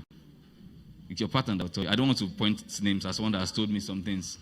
All right, but then we already talked about late night phone use. It actually steals quality time. I don't want to go into that. It's been talked about already. So you can see something that is constant with all the speakers. We are still centering on the same thing without having sat down together to discuss. These are central things that affects everybody. Rest is productive. Next slide, please. Your mind affects your body. I'm going to address something else. I was going to make a comment, but I thought, let me wait till I actually am on stage. Ulcer is one of the commonest misdiagnoses. I'll tell you a very small story. When I was working at the teaching hospital in Gwagwalada, there was this wonderful woman, an Ahaja, wonderful, amazing, smart woman. She had ulcer, abdominal pains, went to the clinic. She didn't do wrong. She actually did go to the hospital. So you won't say she was self-medicating. She saw someone, and the person gave omeprazole. She walked back to her office, slumped, and died. She never had an ulcer. What she had was a heart attack. You see why the doctor told you, seek medical care. Don't assume. My sister had this kind of pain, is ulcer. My dear, it is not. When I see a person, maybe a woman, elderly, over the age of 50, Let me make it deeper. This one hurts, but I'll talk about it. My father is late. He had abdominal pains, went to the hospital, was told he had ulcer. He didn't call me because I was doing residency. Like a few hours later, he called that he wasn't getting better. That's what the problem was. He was 69 at the time. He said he had ulcer. I said, Popsy, you can't have ulcer at 69. He had a heart attack. I brought him down here. We did what we could do, but a month later, he was gone. So please, I'm not saying this to scare you. Don't assume you know what the symptoms. In fact, when people walk into my office and tell me I have ulcer, I say, oh God, please tell me the complaints, the symptoms you're having. Don't tell me what you think you have. Tell me the symptoms. I have malaria. Oga, don't tell me malaria. Tell me the complaints you had. Let me figure out if it's malaria or not. Them say, please. So, acid reflux, commonly caused by stress. That's another thing that can present like ulcer. It's acid flowing back. You take all your medications in quote for ulcer, you're not getting better. And you say, oh, I'm an ulcer patient. You've actually never checked. Unfortunately, in the last 2 weeks, I've picked at least 16 cancers on endoscopy while checking for ulcer. So please, seek healthcare early. I think we've talked. Yes, talking to someone, you don't want to understand how important that is. Men is one of the commonest causes of our problem. Some people say it's thinking. It's not really the thinking per se. It's the stress level you put yourself in. You think everywhere is hard. Madam says we need this. You can actually have a conversation with Madam. Babe, how far? This is what has come in. This thing you are talking about, we're not going to do one. Can we do this instead? By God's grace, you're not married to a monster. Yes, you're running the family together. Have discussions. You cannot tell how far it will go. Yes, people are dying, but I'm very sure here there's no woman that wants to be a widow. Yes. There's no woman that wants to be a widow. Even if you think your wife is tough, remind her of that one. People will sit down and plan things together. Please talk to someone. All right, next slide, please. All right. Check before trouble starts. Hepatitis B is is gotten from blood. The percentage of people that have hepatitis B in Nigeria is about 8% of the Nigerian population. That's about 16 million people. Yes, when people get hepatitis B as adults, within 6 months, your body clears it. Please, there is no doctor that cures hepatitis B. Anybody that told you is a liar. I'm a gastroenterologist. We don't cure hepatitis B. Your body clears it by itself. The people that don't get cleared, we monitor, we manage, we suppress, so that it does not progress to liver failure, does not progress to cancer. We screen periodically. Cancer pops up as a small nodule. We catch it early enough. We take it out. We can do all that. But the moment it comes and you start having pains, it's almost too late. So vaccinations are very important. Get vaccinated. Almost everybody, born before 2004 did not get the vaccine at birth. It was not in Nigeria as part of our immunization schedule in Nigeria before 2004. No this and no peace. After 2004 was when it became a part of our program for immunization. Which means if you've not been vaccinated, go and get tested and get vaccinated. There is no vaccine for hepatitis C. Just live a very healthy life, stay safe, avoid sharing sharp objects. She talked about someone that had injuries and how to take care. Have your own clippers, have your own needles. These are ways that you could get them. And then things like this tend to have stigma because everybody assumes that it comes from bad ways. It's not predominantly through sexual intercourse. People still don't talk about it because everybody is ashamed of it. Please stop being ashamed of it. No, but okay, well, I will not assume you got it through extramarital or illicit affairs. Please talk about them. Early detection saves money. Yes, know your blood pressure. I'm happy all of you have checked today. Whatever your results were, kindly make decisions with that. If it's good, I'm happy for you. Continue living a very healthy life. If it's not good, start managing it early. Prevention actually comes in 3 stages. Checking before it starts and make sure it does not start. Seeking care early when it has started, and then managing complications afterwards. There are all types of prevention. So the fact that we're using the word prevention doesn't necessarily mean that if it's there, something cannot be done. Next slide, please. So common traps, too much alcohol, we all know about that, tobacco use, fast food culture, self-medication, please. The commonest cause of liver failure worldwide is paracetamol. Yes, in the whole world, the commonest cause is paracetamol. Sorry? Yes, if you notice, no medical doctor gives you paracetamol more than 2 tabs 3 times a day for 3 days. After that, they change. Paracetamol toxicity is the commonest cause of liver failure. I put that because it's the most commonly used drug here. You just go, I have headache, paracetamol. I agree. In fact, let me add, thank God for mentioning granite. Let me add something to what my colleague said about granite. Yes, the foul granite. Please, that fish that has small mold, that dry fish that has small mold, throw it away. It's another cause of liver cancer. Now, it's the mold that is the problem. The same mold you find on the granules, the same mold you find in the fish. You know how, the economy is not funny now. You know how you look at it, you dust it very well. Throw it inside hot water, wash it again, and throw it inside your pot. Yes, they are called aflatoxin. No. If the hot water could work, then cooking it would have worked. Yes. Throw it away. Then they said, I think I already addressed it, they said part of it. Please don't do the they said. And youth is not immunity. The fact that you're healthy, bubbling everywhere, doesn't make you healthy, really. It's just you being strong enough to handle those things. Eventually, they might show off if they are there. Next slide. I think my time is already up. Next slide. So I will just jump through and go to certain things. I think I've talked about this already. Eat natural food, sleep well, manage stress, be proactive, check for these things. All right. For the women, do your cervical screening, do your pap smears. For the men, check your blood pressures. Once you're 40, do a prostate assessment. Do colonoscopies from age 40. Colonic cancer, cancer of the large intestine is getting quite common. We need to start all these things as early as we can. Again, I will remind you, the health service delivery in Nigeria is still very poor. Get insured. I know it's like I'm selling the business for insurance companies. Get insured. Now, the reason why I say this is there are going to be times that you're the one who is down. There's nobody around that can make payments for you.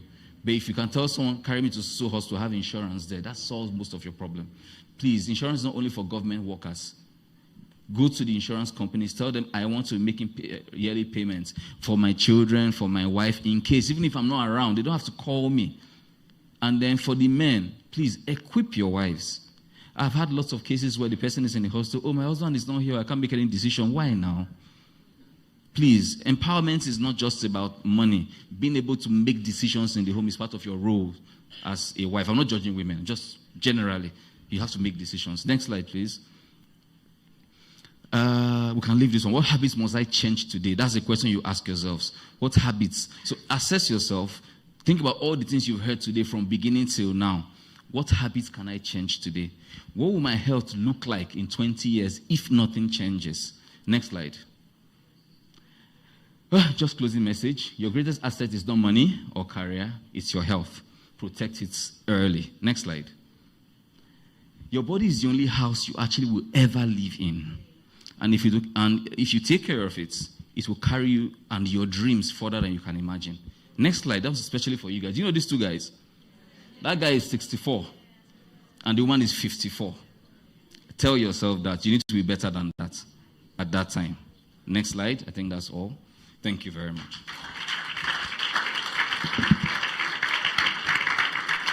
Thank you so much, Dr. Justice.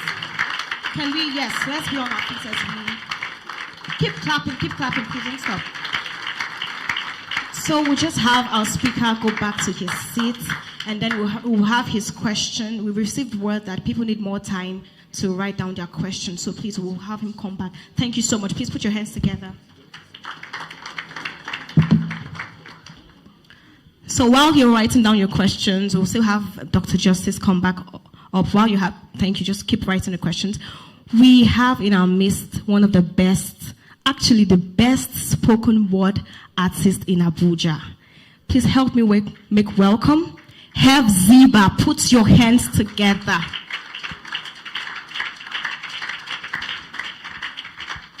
Thank you so much. Good evening, everyone. It's such an honor to be here today. Thank you so much to the conveners of this event for this opportunity.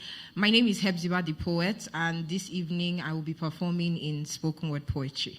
Thank you. What if pain was a prison and today we have found the key? What if aches were a shackle but now you can walk free? How long would you keep living in an age characterized by pain? where backs bend not in reverence but in struggle, where steps are measured not in distance but endurance. Enduring the seasons of strain, every step a whisper of pain, like arthritis writing its name in your bones, turning movement into silent groans. How long will pain lock you in a cage where movement is a memory and freedom is a dream? But no more does healing have to be a dialogue between pain and prescription. Recovery doesn't have to taste like bitter pills, waiting lines, and outrageous bills, because healing has been redefined. For years, sickness felt like the norm. Healing felt like a promise locked in our borders. But today, we are rewriting that description, because healing is no longer a distant dream. It is a choice we choose to live. See, today, this is not just a center, it is a revolution. A place of precision and care. This is the promise of standing tall without fear. This is where technology meets compassion, where expertise meets experience, where the body isn't just treated but understood. Every bone and every nerve represents strength. It is support and it is life in itself. Today, we do not just open doors, we open possibilities. We do not just launch a center, we launch a new way to live. We are rewriting the narrative in Nigeria's healthcare system. We are breaking the taboo that Africa cannot rise with a vision. It is time to make the world see through our microscope, where innovation is magnified and doubt is out of focus. This is not just theory, but a living proof. A transformation in healing standing as truth. We are no longer patients waiting to be saved. We are pioneers, carving new paths in the science of care. Because far too long, healing felt like a distant promise within our reach. See, but today, we are bridging the distance and we are closing the gap. We are turning access into advancement, partnerships into power. This is more than just a sentence, it's a testament to revolution. And at the Metamorphosis, we believe that a healthy life is a healthy body. Thank you.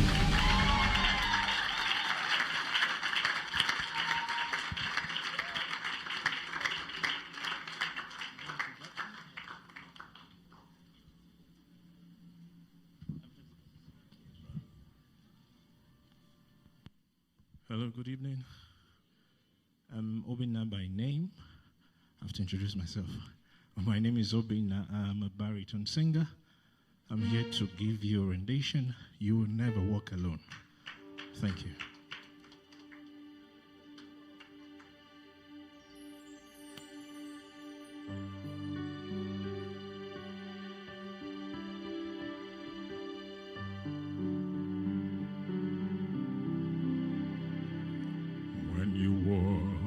Through a storm, hold your heads up high.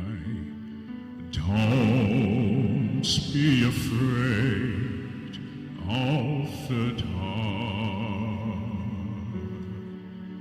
That's the end of the storm. There's a golden crown and a sweet silver song of the lark.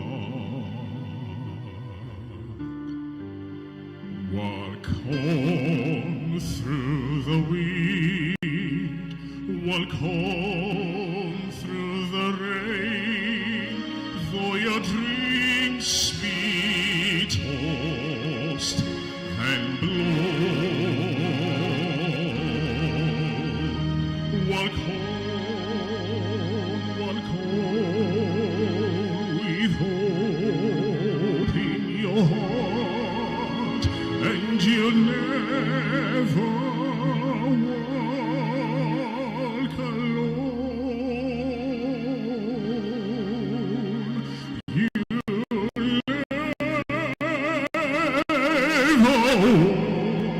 walk alone.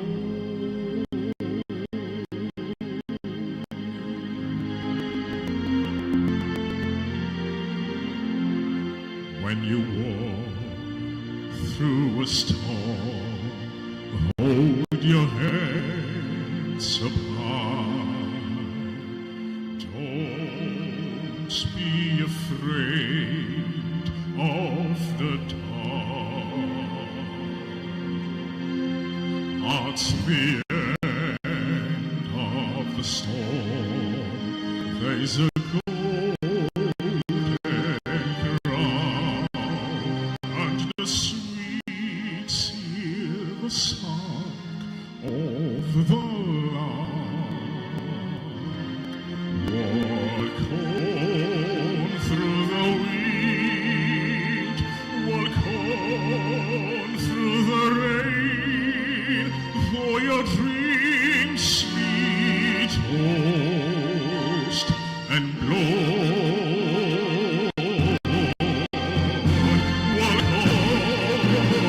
Walk on with hope in your heart, and you'll never walk alone.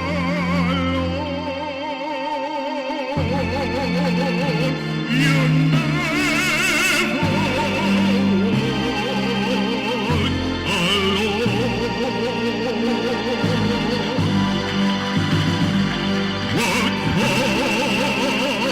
walk on with hope in your heart, and you never walk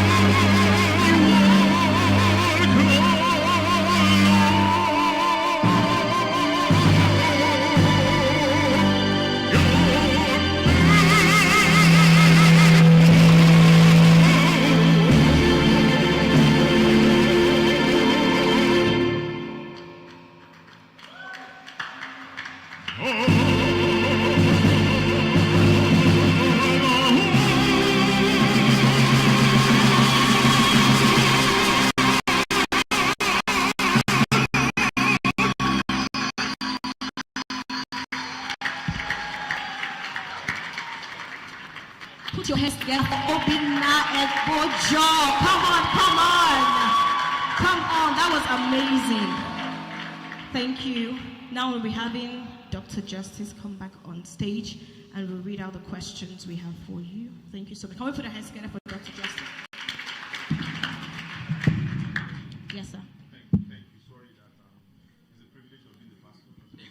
Only God can answer our questions. So. Yeah. No, it's a very, thank you. First, I want to say thank you very much. That was, but I was looking at Mr. Ivan. I know that's a team song for Liverpool also, so I could see him smiling. But what now happens to the Man U, the Chelsea, somebody did like this, more or less. But that was first class. That was first class. Thank you. All right, Doc, thank you very much. I really, really wish you had enough time to really speak with us. So I think maybe we'll bring you back to Kubwa and get to hear some. I'm a HR professional, and I get to see people's, one of the privileges you have in your career as HR person, maybe most probably only person that will see medical reports, because it's highly confidential. So sometimes you see hepatitis B and all of that. I want to ask, if an adult or a child are not sure they've been vaccinated, should they go back and take the vaccine because they are not sure, just to make sure they are on the safe side? Maybe a parent is not sure, did my child get this vaccine after 2005? I can't remember. Or an adult, I'm not sure. Because the news I got this afternoon was very, very devastating for me and all of that. So I'm just asking so that if not, we advise people to get to the hospitals, take the tests and all of that, then take the vaccine. Thank you. I hope it's an easy question enough. Yes, thank you very much. God will give me the answer to that one. Yes. Thank you. It's actually also a very valid question because, like I said, misinformation and poor information have always been the problem. Yes, they can. Let me make it as simple as that. Yes, if you are not certain. In fact, in some claims, they tell you that when you take the vaccine, after a few years, you might require a booster, particularly when you work in a high-risk environment. Doctors, for example, health workers generally, you tend to be prone to. I see hepatitis B positive patients every day. I touch them with my hands. It's not a problem, but I just need to be certain. However, there's the ideal thing. Now, the ideal thing works in places where everything functions. There's a test called the panel that not only tells you that you've been vaccinated, also tells you if the vaccine you took was effective. Because there's something called vaccination is different from immunization. They sound similar, they're commonly interchanged. Let me just explain the process. They put something into your body produces soldiers using that thing as its identity, so that anything that is similar to that, it fights. So giving you the vaccine is just one step, immunization. You producing the soldiers is left to your body.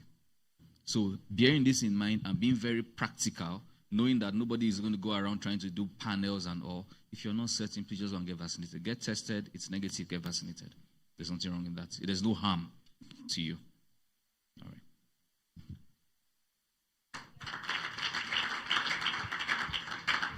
Thank you, Doctor. So just in case we don't answer all your questions, just follow us on our social media handles and we'll be sure to answer your questions. So the first question here says, does umbilical hernia have any cancer implication? What is the implication of not doing the operation for this? Though I have been having excruciating pains. Once the pains come in, you need to go to the hospital. Now, hernia simply means that this is my jacket. This is my jacket, then there's the shirt inside it.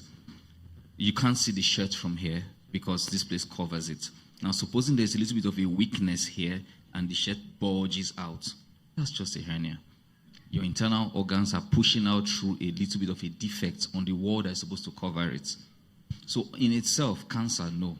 However, when that thing comes out and that place it came out through is narrow and constricting it, whatever is out can begin to wither and die. It's called a strangulated hernia. In that case, once there is pain, please go to the hospital. Let's leave sentiments. Go there. The surgeon will evaluate. He might put it back inside. That's just surgery, basically. Put it back inside, close the defects. What a tailor will do. Put it back inside, close the defect. Or, if that thing is already dead, cut it out. Join this part of the intestine back, put it back inside. So please go to the hospital.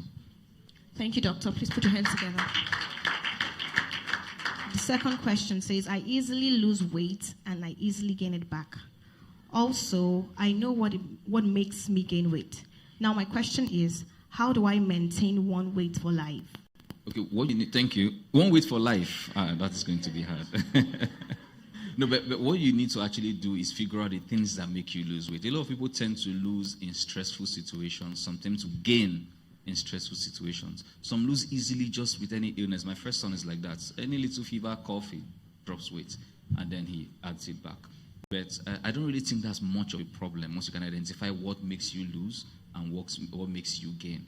But generally, maintaining one weight for life, that's going to be difficult. Maintaining healthy weight, that is feasible.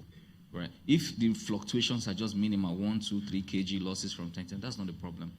Right? When those events occur, you lose. Then also, when you know that those events are occurring, you just tighten your normal habits, basically, assuming that these losses and gains are within the healthy range. So basically, just to adjust your lifestyle and dietary changes, nothing much more than that, as long as it's healthy. Okay, thank you, doctor. Please put your hands together. So before I ask the next question, I would like to announce that we're going to be having a raffle draw where people will win amazing prizes. So turn to your neighbor and say, don't go anywhere. Thank you. Okay, so the third question. Thank you. Okay. Thank you, guys. So the third question says, please, doctor, what causes stomach noise? And how can I stop it? Thanks. Okay. Now, stomach noise just means your intestines are moving. Normally, it should. But the question really is that, is it becoming louder than normal? Is it becoming discomforting? Is it becoming too frequent? Now, there are lots of conditions that come in. For example, when some people eat a lot of vegetables, they tend to have the whole running thing.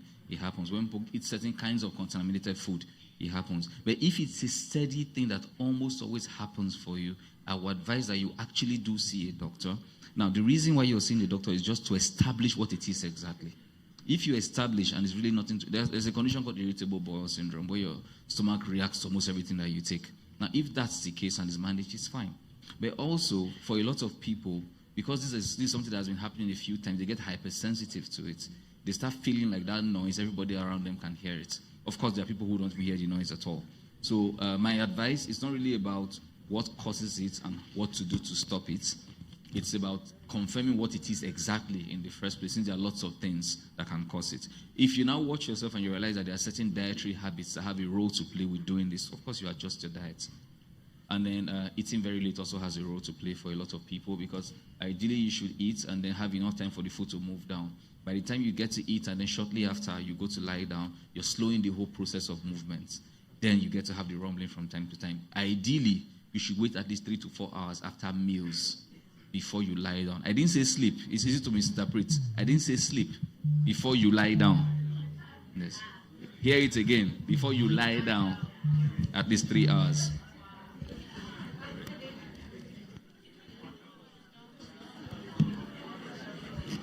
Please put your hands together. Can we clap for Dr. Justice? Thank you so much, sir. So there are 3 questions in one here, but I'll just take the first question. The remaining will answer on our social media platform. The first question says, is there anything wrong with too much natural sugar, like honey and sugar cane? Too much of anything at all is bad. Yes. However, I have a problem with honey, not honey itself, but the ones that we get. We can't really vouch for what is natural and what isn't. So if you have assurances that what you have is natural honey, you can take in moderate quantities and that's fine. But generally, I tend to, because of caution, not because of the honey problem, just tell people, I beg, just leave that one. But generally, just take it like this. Even the healthiest of things, too much of it is bad. I'm sure you heard nutritionists talk about too much of vitamin C. We've heard people talk about too much of vitamin A. Everything has a negative side. So your question says too much is bad. Put your hands together for Doctor. So the last question says, please, sir, I was diagnosed with gastro reflux disease. How do I manage it? It has reached the extent of surgery. So how do I manage it without doing surgery? I think that's what the person is trying to ask. It's a good question. And to that person, I'm really sorry. It's not in a pitiful way, because gastroesophageal reflux disease, that's what it's trying to say. What we commonly call GERD simply means that acid from your stomach is flowing back to your gullets. You know, when we say stomach, we don't mean the whole tummy. It's that sac where the food enters once you're done eating. So normally, when you eat food, your food is supposed to get digested and then go down. That digestion occurs with your stomach producing acid into that place. Reflux, the stomach itself, God is just amazing. Doesn't get burned by the acid normally. It's okay. But the gullet is not protected, which means that normally it's not supposed to flow back up. When it does, the gullet gets burnt. First thing, wait at least 3 hours. Again, I'm back to 3 hours, Abi, after eating, before lying down. What that simply does is that when the food is still there digesting, you don't lie down for the acid to flow back. It's just physics. And then when you lie down, if you can, let your head of your bed be inclined. All right. The drugs will help you only briefly, only momentarily. The reason is that the drugs are actually meant to suppress acid. Acid is not a disease. It's a normal function, which means when the drugs are done working, you go back to having your acid and your symptoms come back. So what I will advise, it's a long list of things actually, a lot of things to avoid: spicy meals, oily food, someone talked about it earlier, things that contain mint, lemon, or citrus kind of products basically, not eating very heavy, weight loss.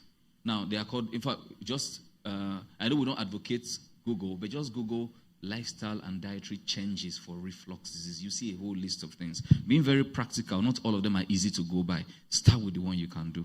Yes, if you are going to the point of surgery, it's not great, but I think it should be established that you've done all that you need to do before we now consider surgery. Thank you very much. Can and we then, go to the hospital. Okay. Yes, go to the...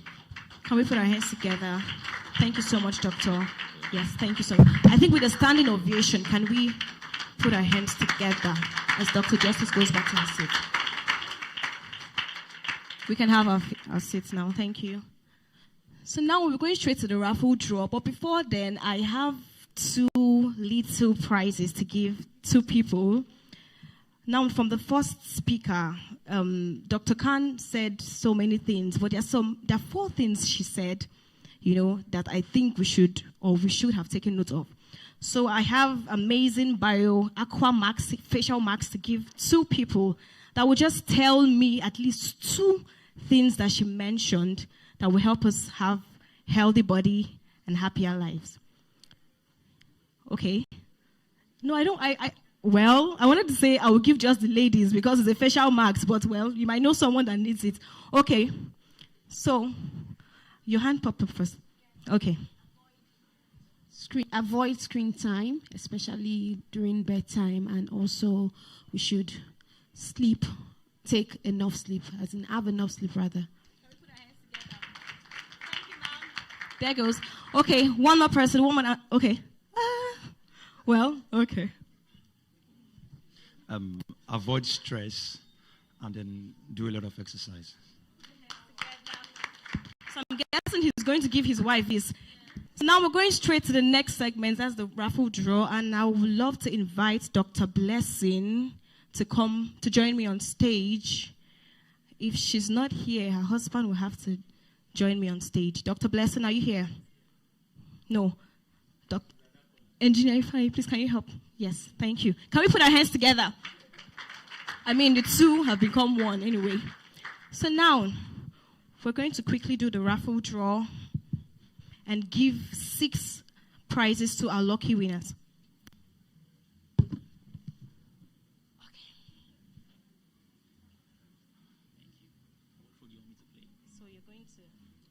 Yes, we're going to shake the box, and then no one's going to look. We'll just pick out the first name. There's no partiality.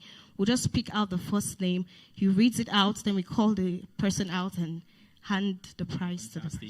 So you can see that we're very transparent here, right? I've not seen this box before. It's my first time I've seen the box. Okay.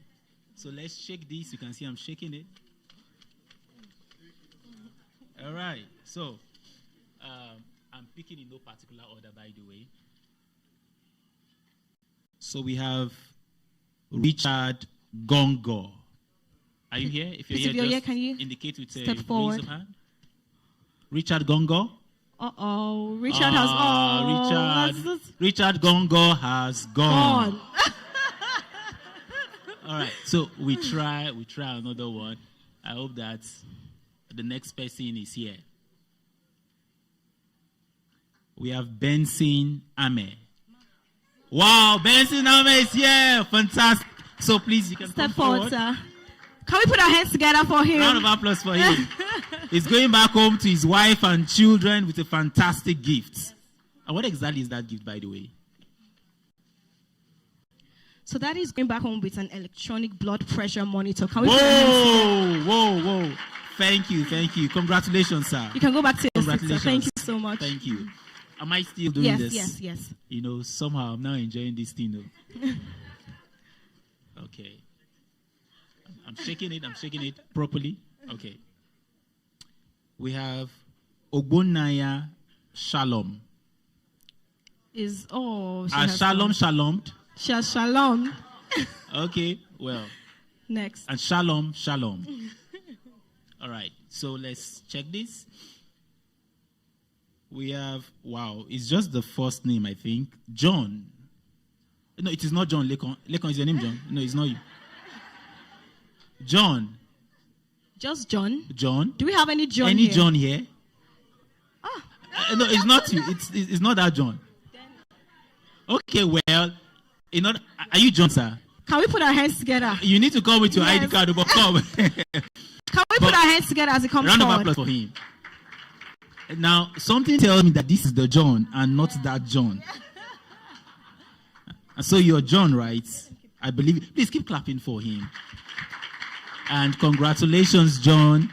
You've also won yourself a fantastic gift. Thank you. Wow. Congratulations. Am I still doing this? All right. Okay, so. Okay, pictures, right? Okay, so please, when you come out again, do not be in a hurry to go until I say go. So we have Obed Dashe. Obed, are you here? I think Obed has gone to bed. Okay. Obed dashed out. All right. Okay. So we have Fidelis Julius. Please tell me you're here. Is Fidelis here? Wow. Round of applause for Fidelis. Please come forward, sir. Keep clapping for him. Keep clapping for him. Mr. Fidelis was busy working. But the moment he saw us, he said, no, I need to take part of this program. Welcome, Fidelis. See, we don't play around. You know, we are transparent. Please hand over the beautiful gift to him and face the camera. I'm so touched. Thank you so much, Fidelis.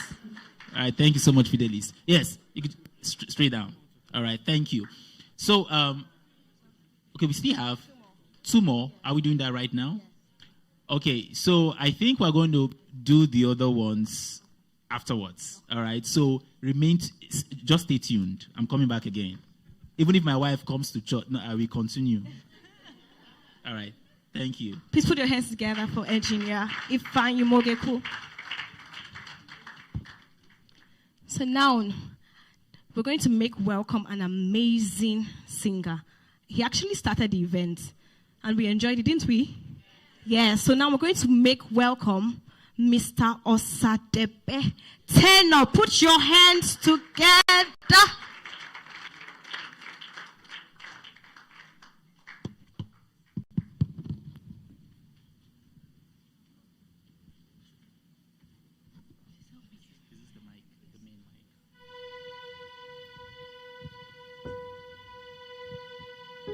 Thank you so much for this opportunity.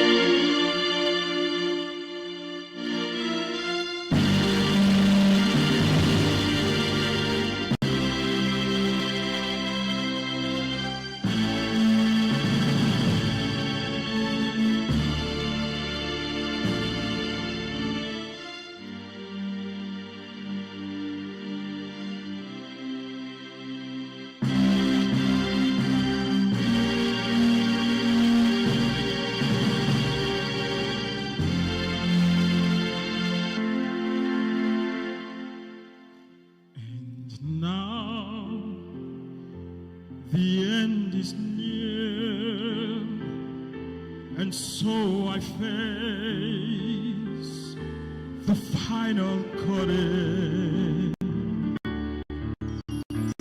My friend, I'll say it clear, I'll state my case, of which I'm certain.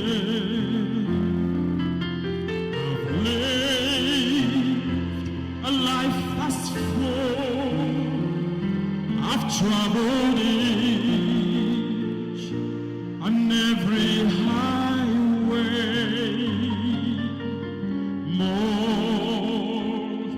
much more than these. I did it my way. Regrets, I've had a few.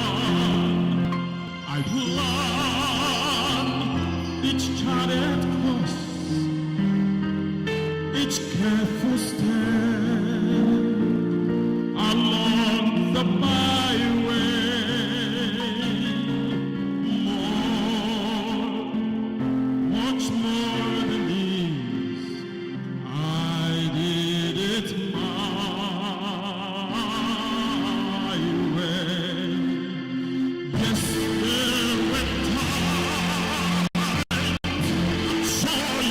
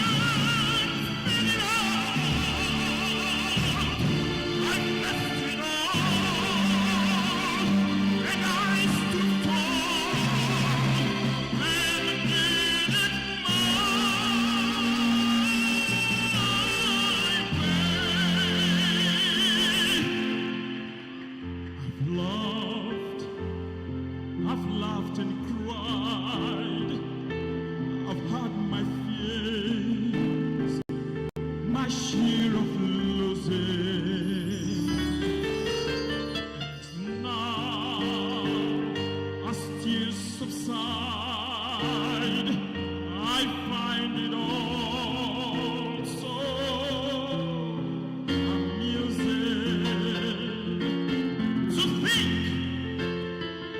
I did all that, and here I say, not in a shy way,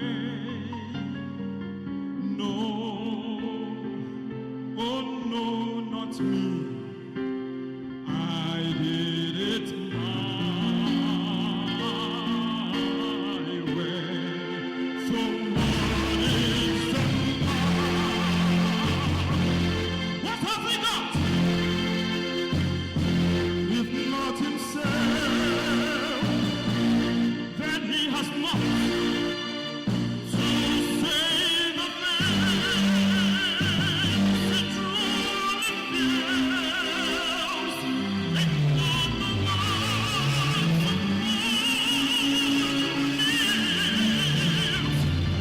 record shows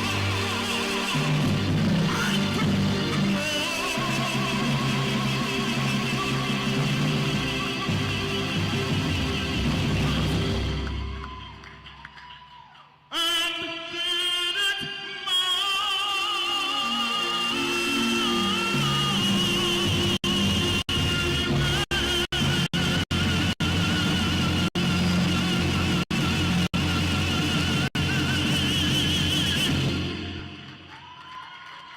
So, thank you so much. Thank you.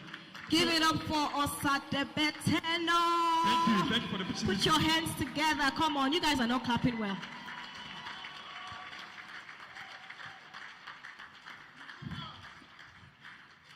Thank you so much. Now go back to having our raffle draw. Can I invite Engineer Ifeanyi Mogeku once again? Can you put your hands together as he steps on stage? Okay, I'm going to do this quickly. All right. So again, we're very transparent here. This awesome health workshop is coming to an end. All right, and people are going home with gifts. So again, another raffle draw is here. I would, as usual, pick. Okay. So and before I do that, right, I called someone's name earlier, but unfortunately, this individual went out. I think he or she is back to the auditorium. So Ogbonaya Shalom. Apparently, you did not shalom away. You were around. Are you here? Ogbonaya Shalom? Oh, a round of applause for her. And I noticed at some point, Ogbonaya was not sure if she should wait. I saw when her and her friend were having conversations. You see how God don't want for you. All right, please. Okay. Thank you. Thank you so much. Thank you. Put your hands together. So one more. Now this, I have to shake this very well. You can see how vigorous. Is it vigorous? Is that the word? Okay, I'll do it like this. I'm doing like I'm turning about now. All right. So looking away, as you can see, AJ4 Magnus. Are you here? AJ4 is here. Fantastic. Fantastic. I am proud of you, Papa. Thank you so much for coming. Yes. Put your hands together for Papa as he goes back to his seat. Thank you so much, Mr. Ifeanyi. Yes. Thank you so much. Can we give Mr. Ifeanyi a round of applause? Thank you so much, sir, for stepping in for your wife. Okay, next on our agenda, because the event is coming to a close, but before we bring up the next ministration, we're going to invite, or I'm just going to announce, give people a tip of the last person that will be closing the event. No other than Da Music. Put your hands together because Da Music is in the building. Now, without further delay, can we put our hands together as we welcome Mr. Obinna for his presentation once again? Put your hands together.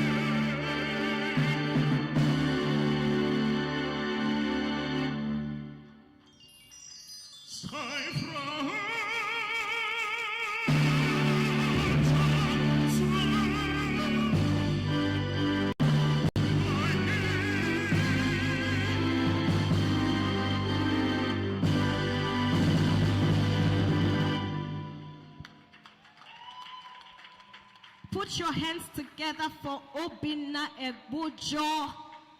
Put your hands together. Come on, are we tired? I've not heard singing like this in a long time. One more time, put your hands together. For all our speakers, for all our ministers, put your hands together. So now we'll be doing our last yes or no session, answering session. Just one more before we bring up our amazing organizers. They've collected it. Okay. So in that case, we'll just bring onto the stage amazing. And when I invite them to the stage, we're going to have to stand up and give a loud clap. Can we be on our feet, please? Now put your hands together for our amazing covenants, the organizers of the Metamorphosis. Put your hands together with a loud scream. Come on. Yes. Put your hands. Don't stop clapping. Come on.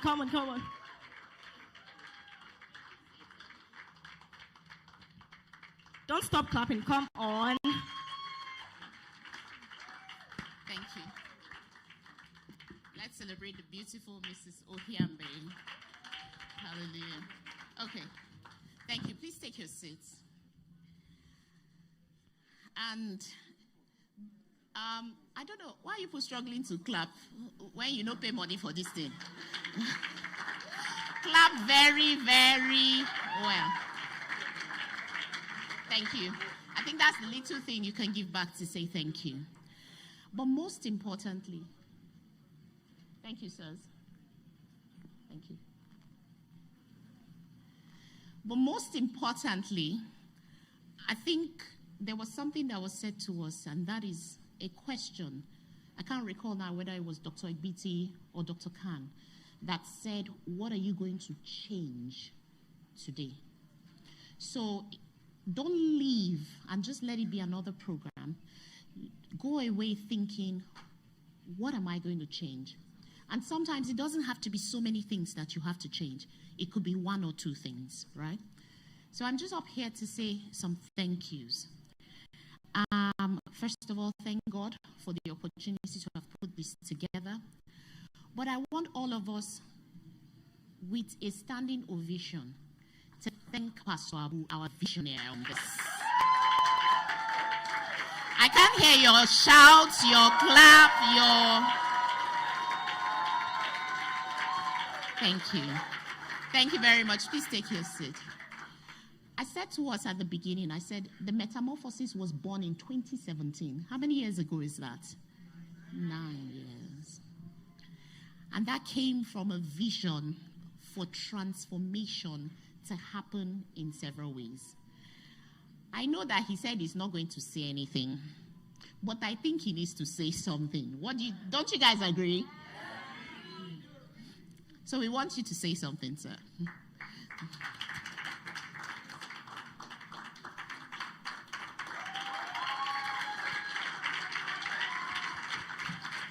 Please sit down. Thank you very much.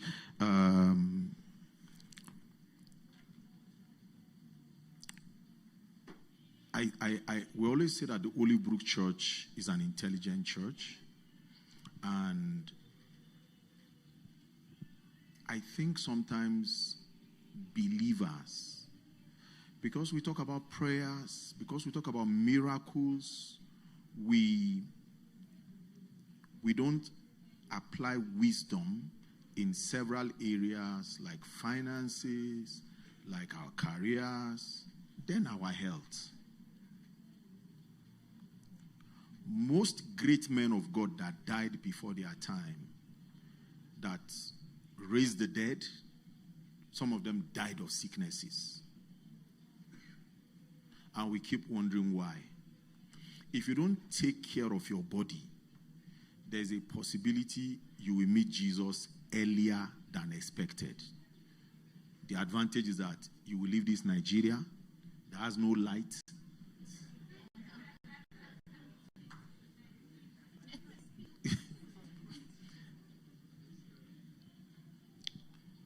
So what I was wishing was many more people, many more men, many more women will have gathered to hear things about their health and then go back and do something about it.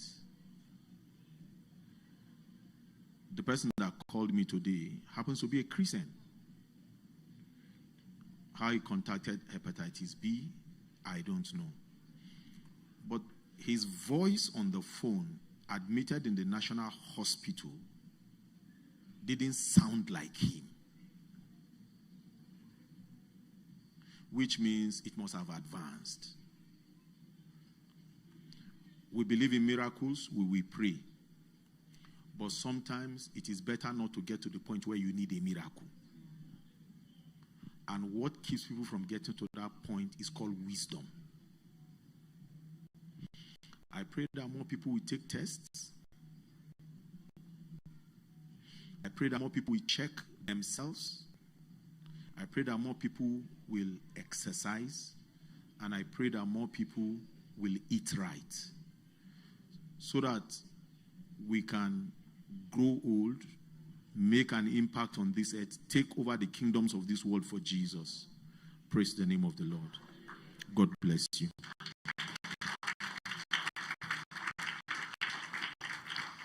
You can do better than that. Okay. So my second thanks goes to every speaker, Dr. Ebiti, Dr. Khan. Let's put our hands together for them. Please, can you do that very well? Please, please. To be honest with you, what we got this evening is raw gold. It's as good as going to the market and buying a gold nugget. Consultation with these people is not cheap at all. They came, they gave their time, they didn't ask for anything. They obliged us, they didn't have to. So let's put our hands together for them, even though they're not here, to say a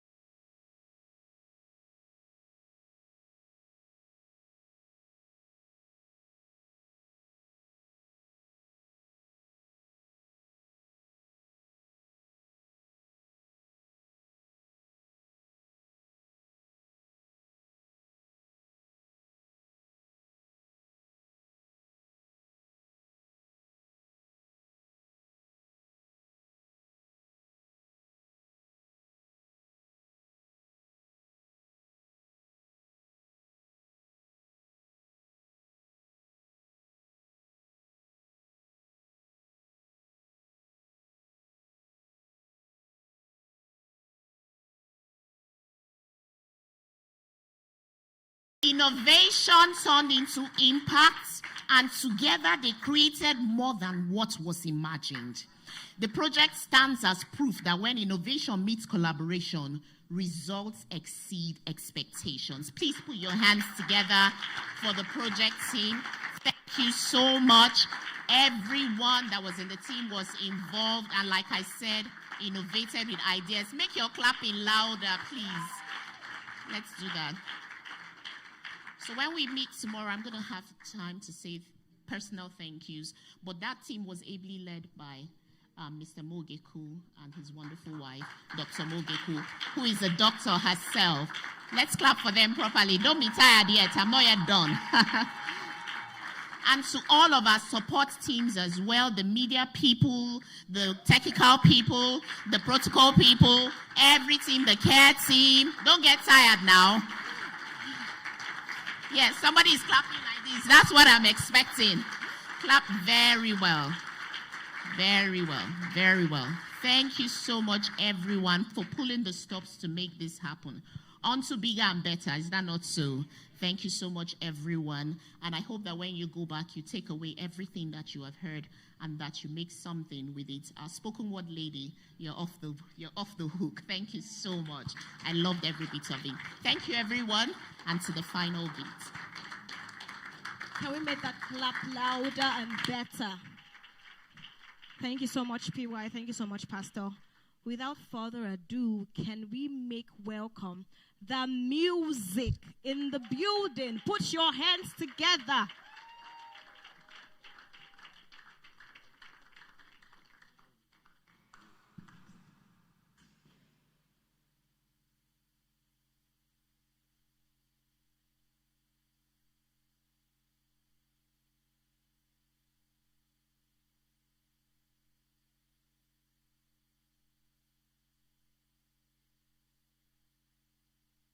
Praise the Lord.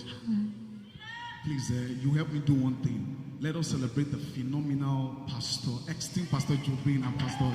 Please celebrate. I love them so much, pastors. Thank you so much. This one is just to. Pastor, I will come back. I will come to Wuse too. Kubwa is my family now. Is my backyard. This one is just to let us exercise our legs. It's part of the teaching. You're still sitting down.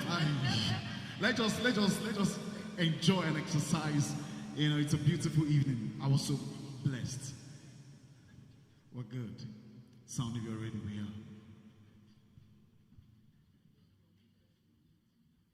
All right. Exercise in the Holy Ghost. Thank you, Lord.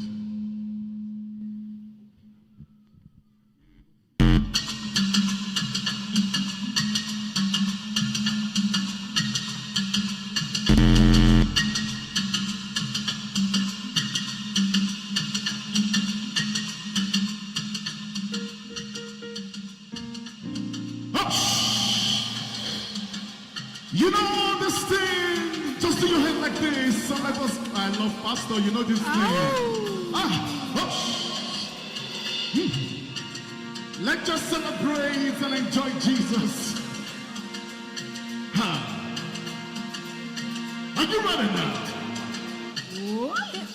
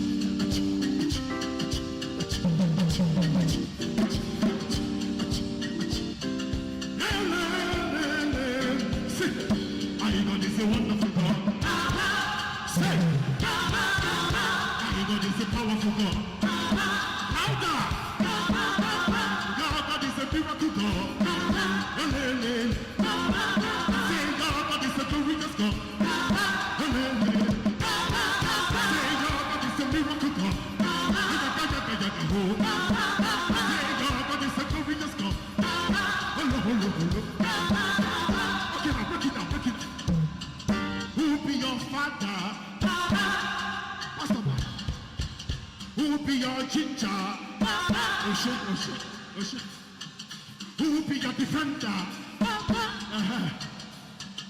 Should be when you call on me the answer. Who be your helper? Who be your ginger? Papa be the praise you. Papa you too much. Original Papa. Not the political Papa. You know the promise and the fail the people. Anytime you call on me just the answer. You know the promise and the fail the people. I say I call on Mama. I say nothing.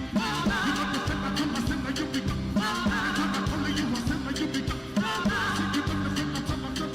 Papa we the praise you.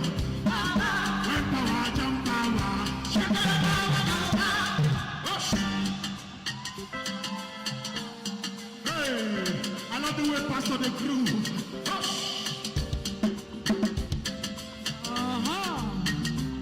Just enjoy yourself. You say, when power jump power.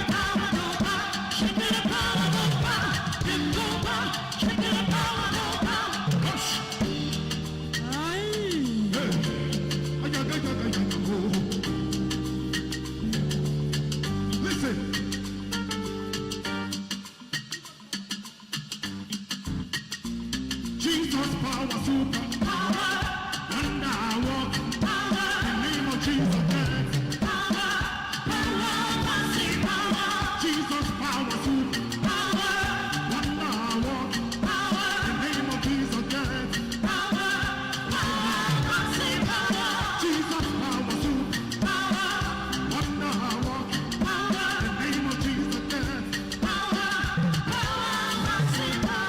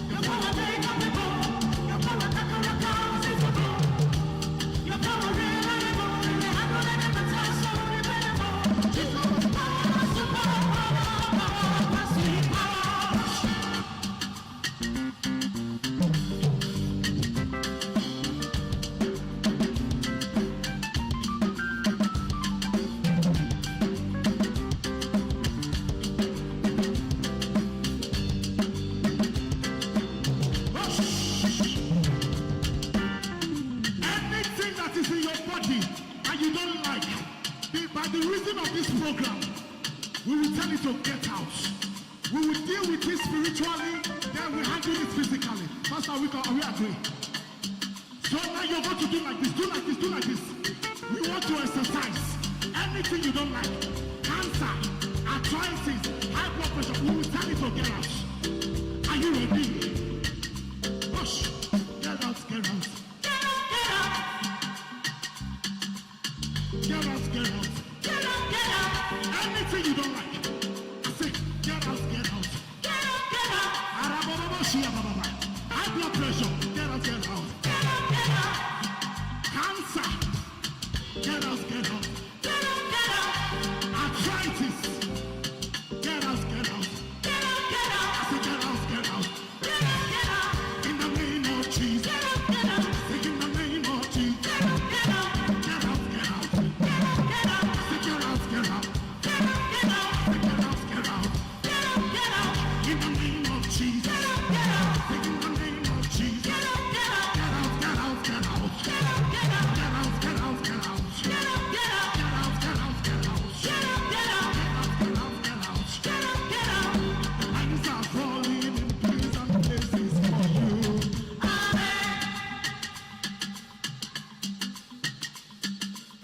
Lift your hands, lift your hands. Let's prophesy, let's prophesy, let's prophesy.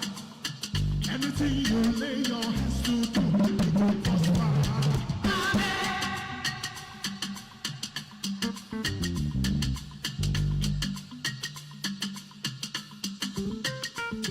I said, the lines are falling in pleasant places for you.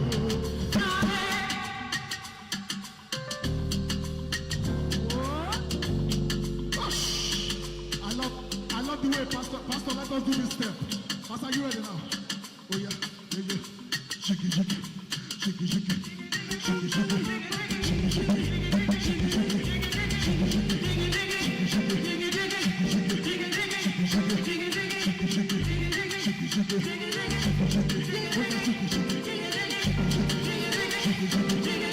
Somebody say, Pastor, you get level. Aye.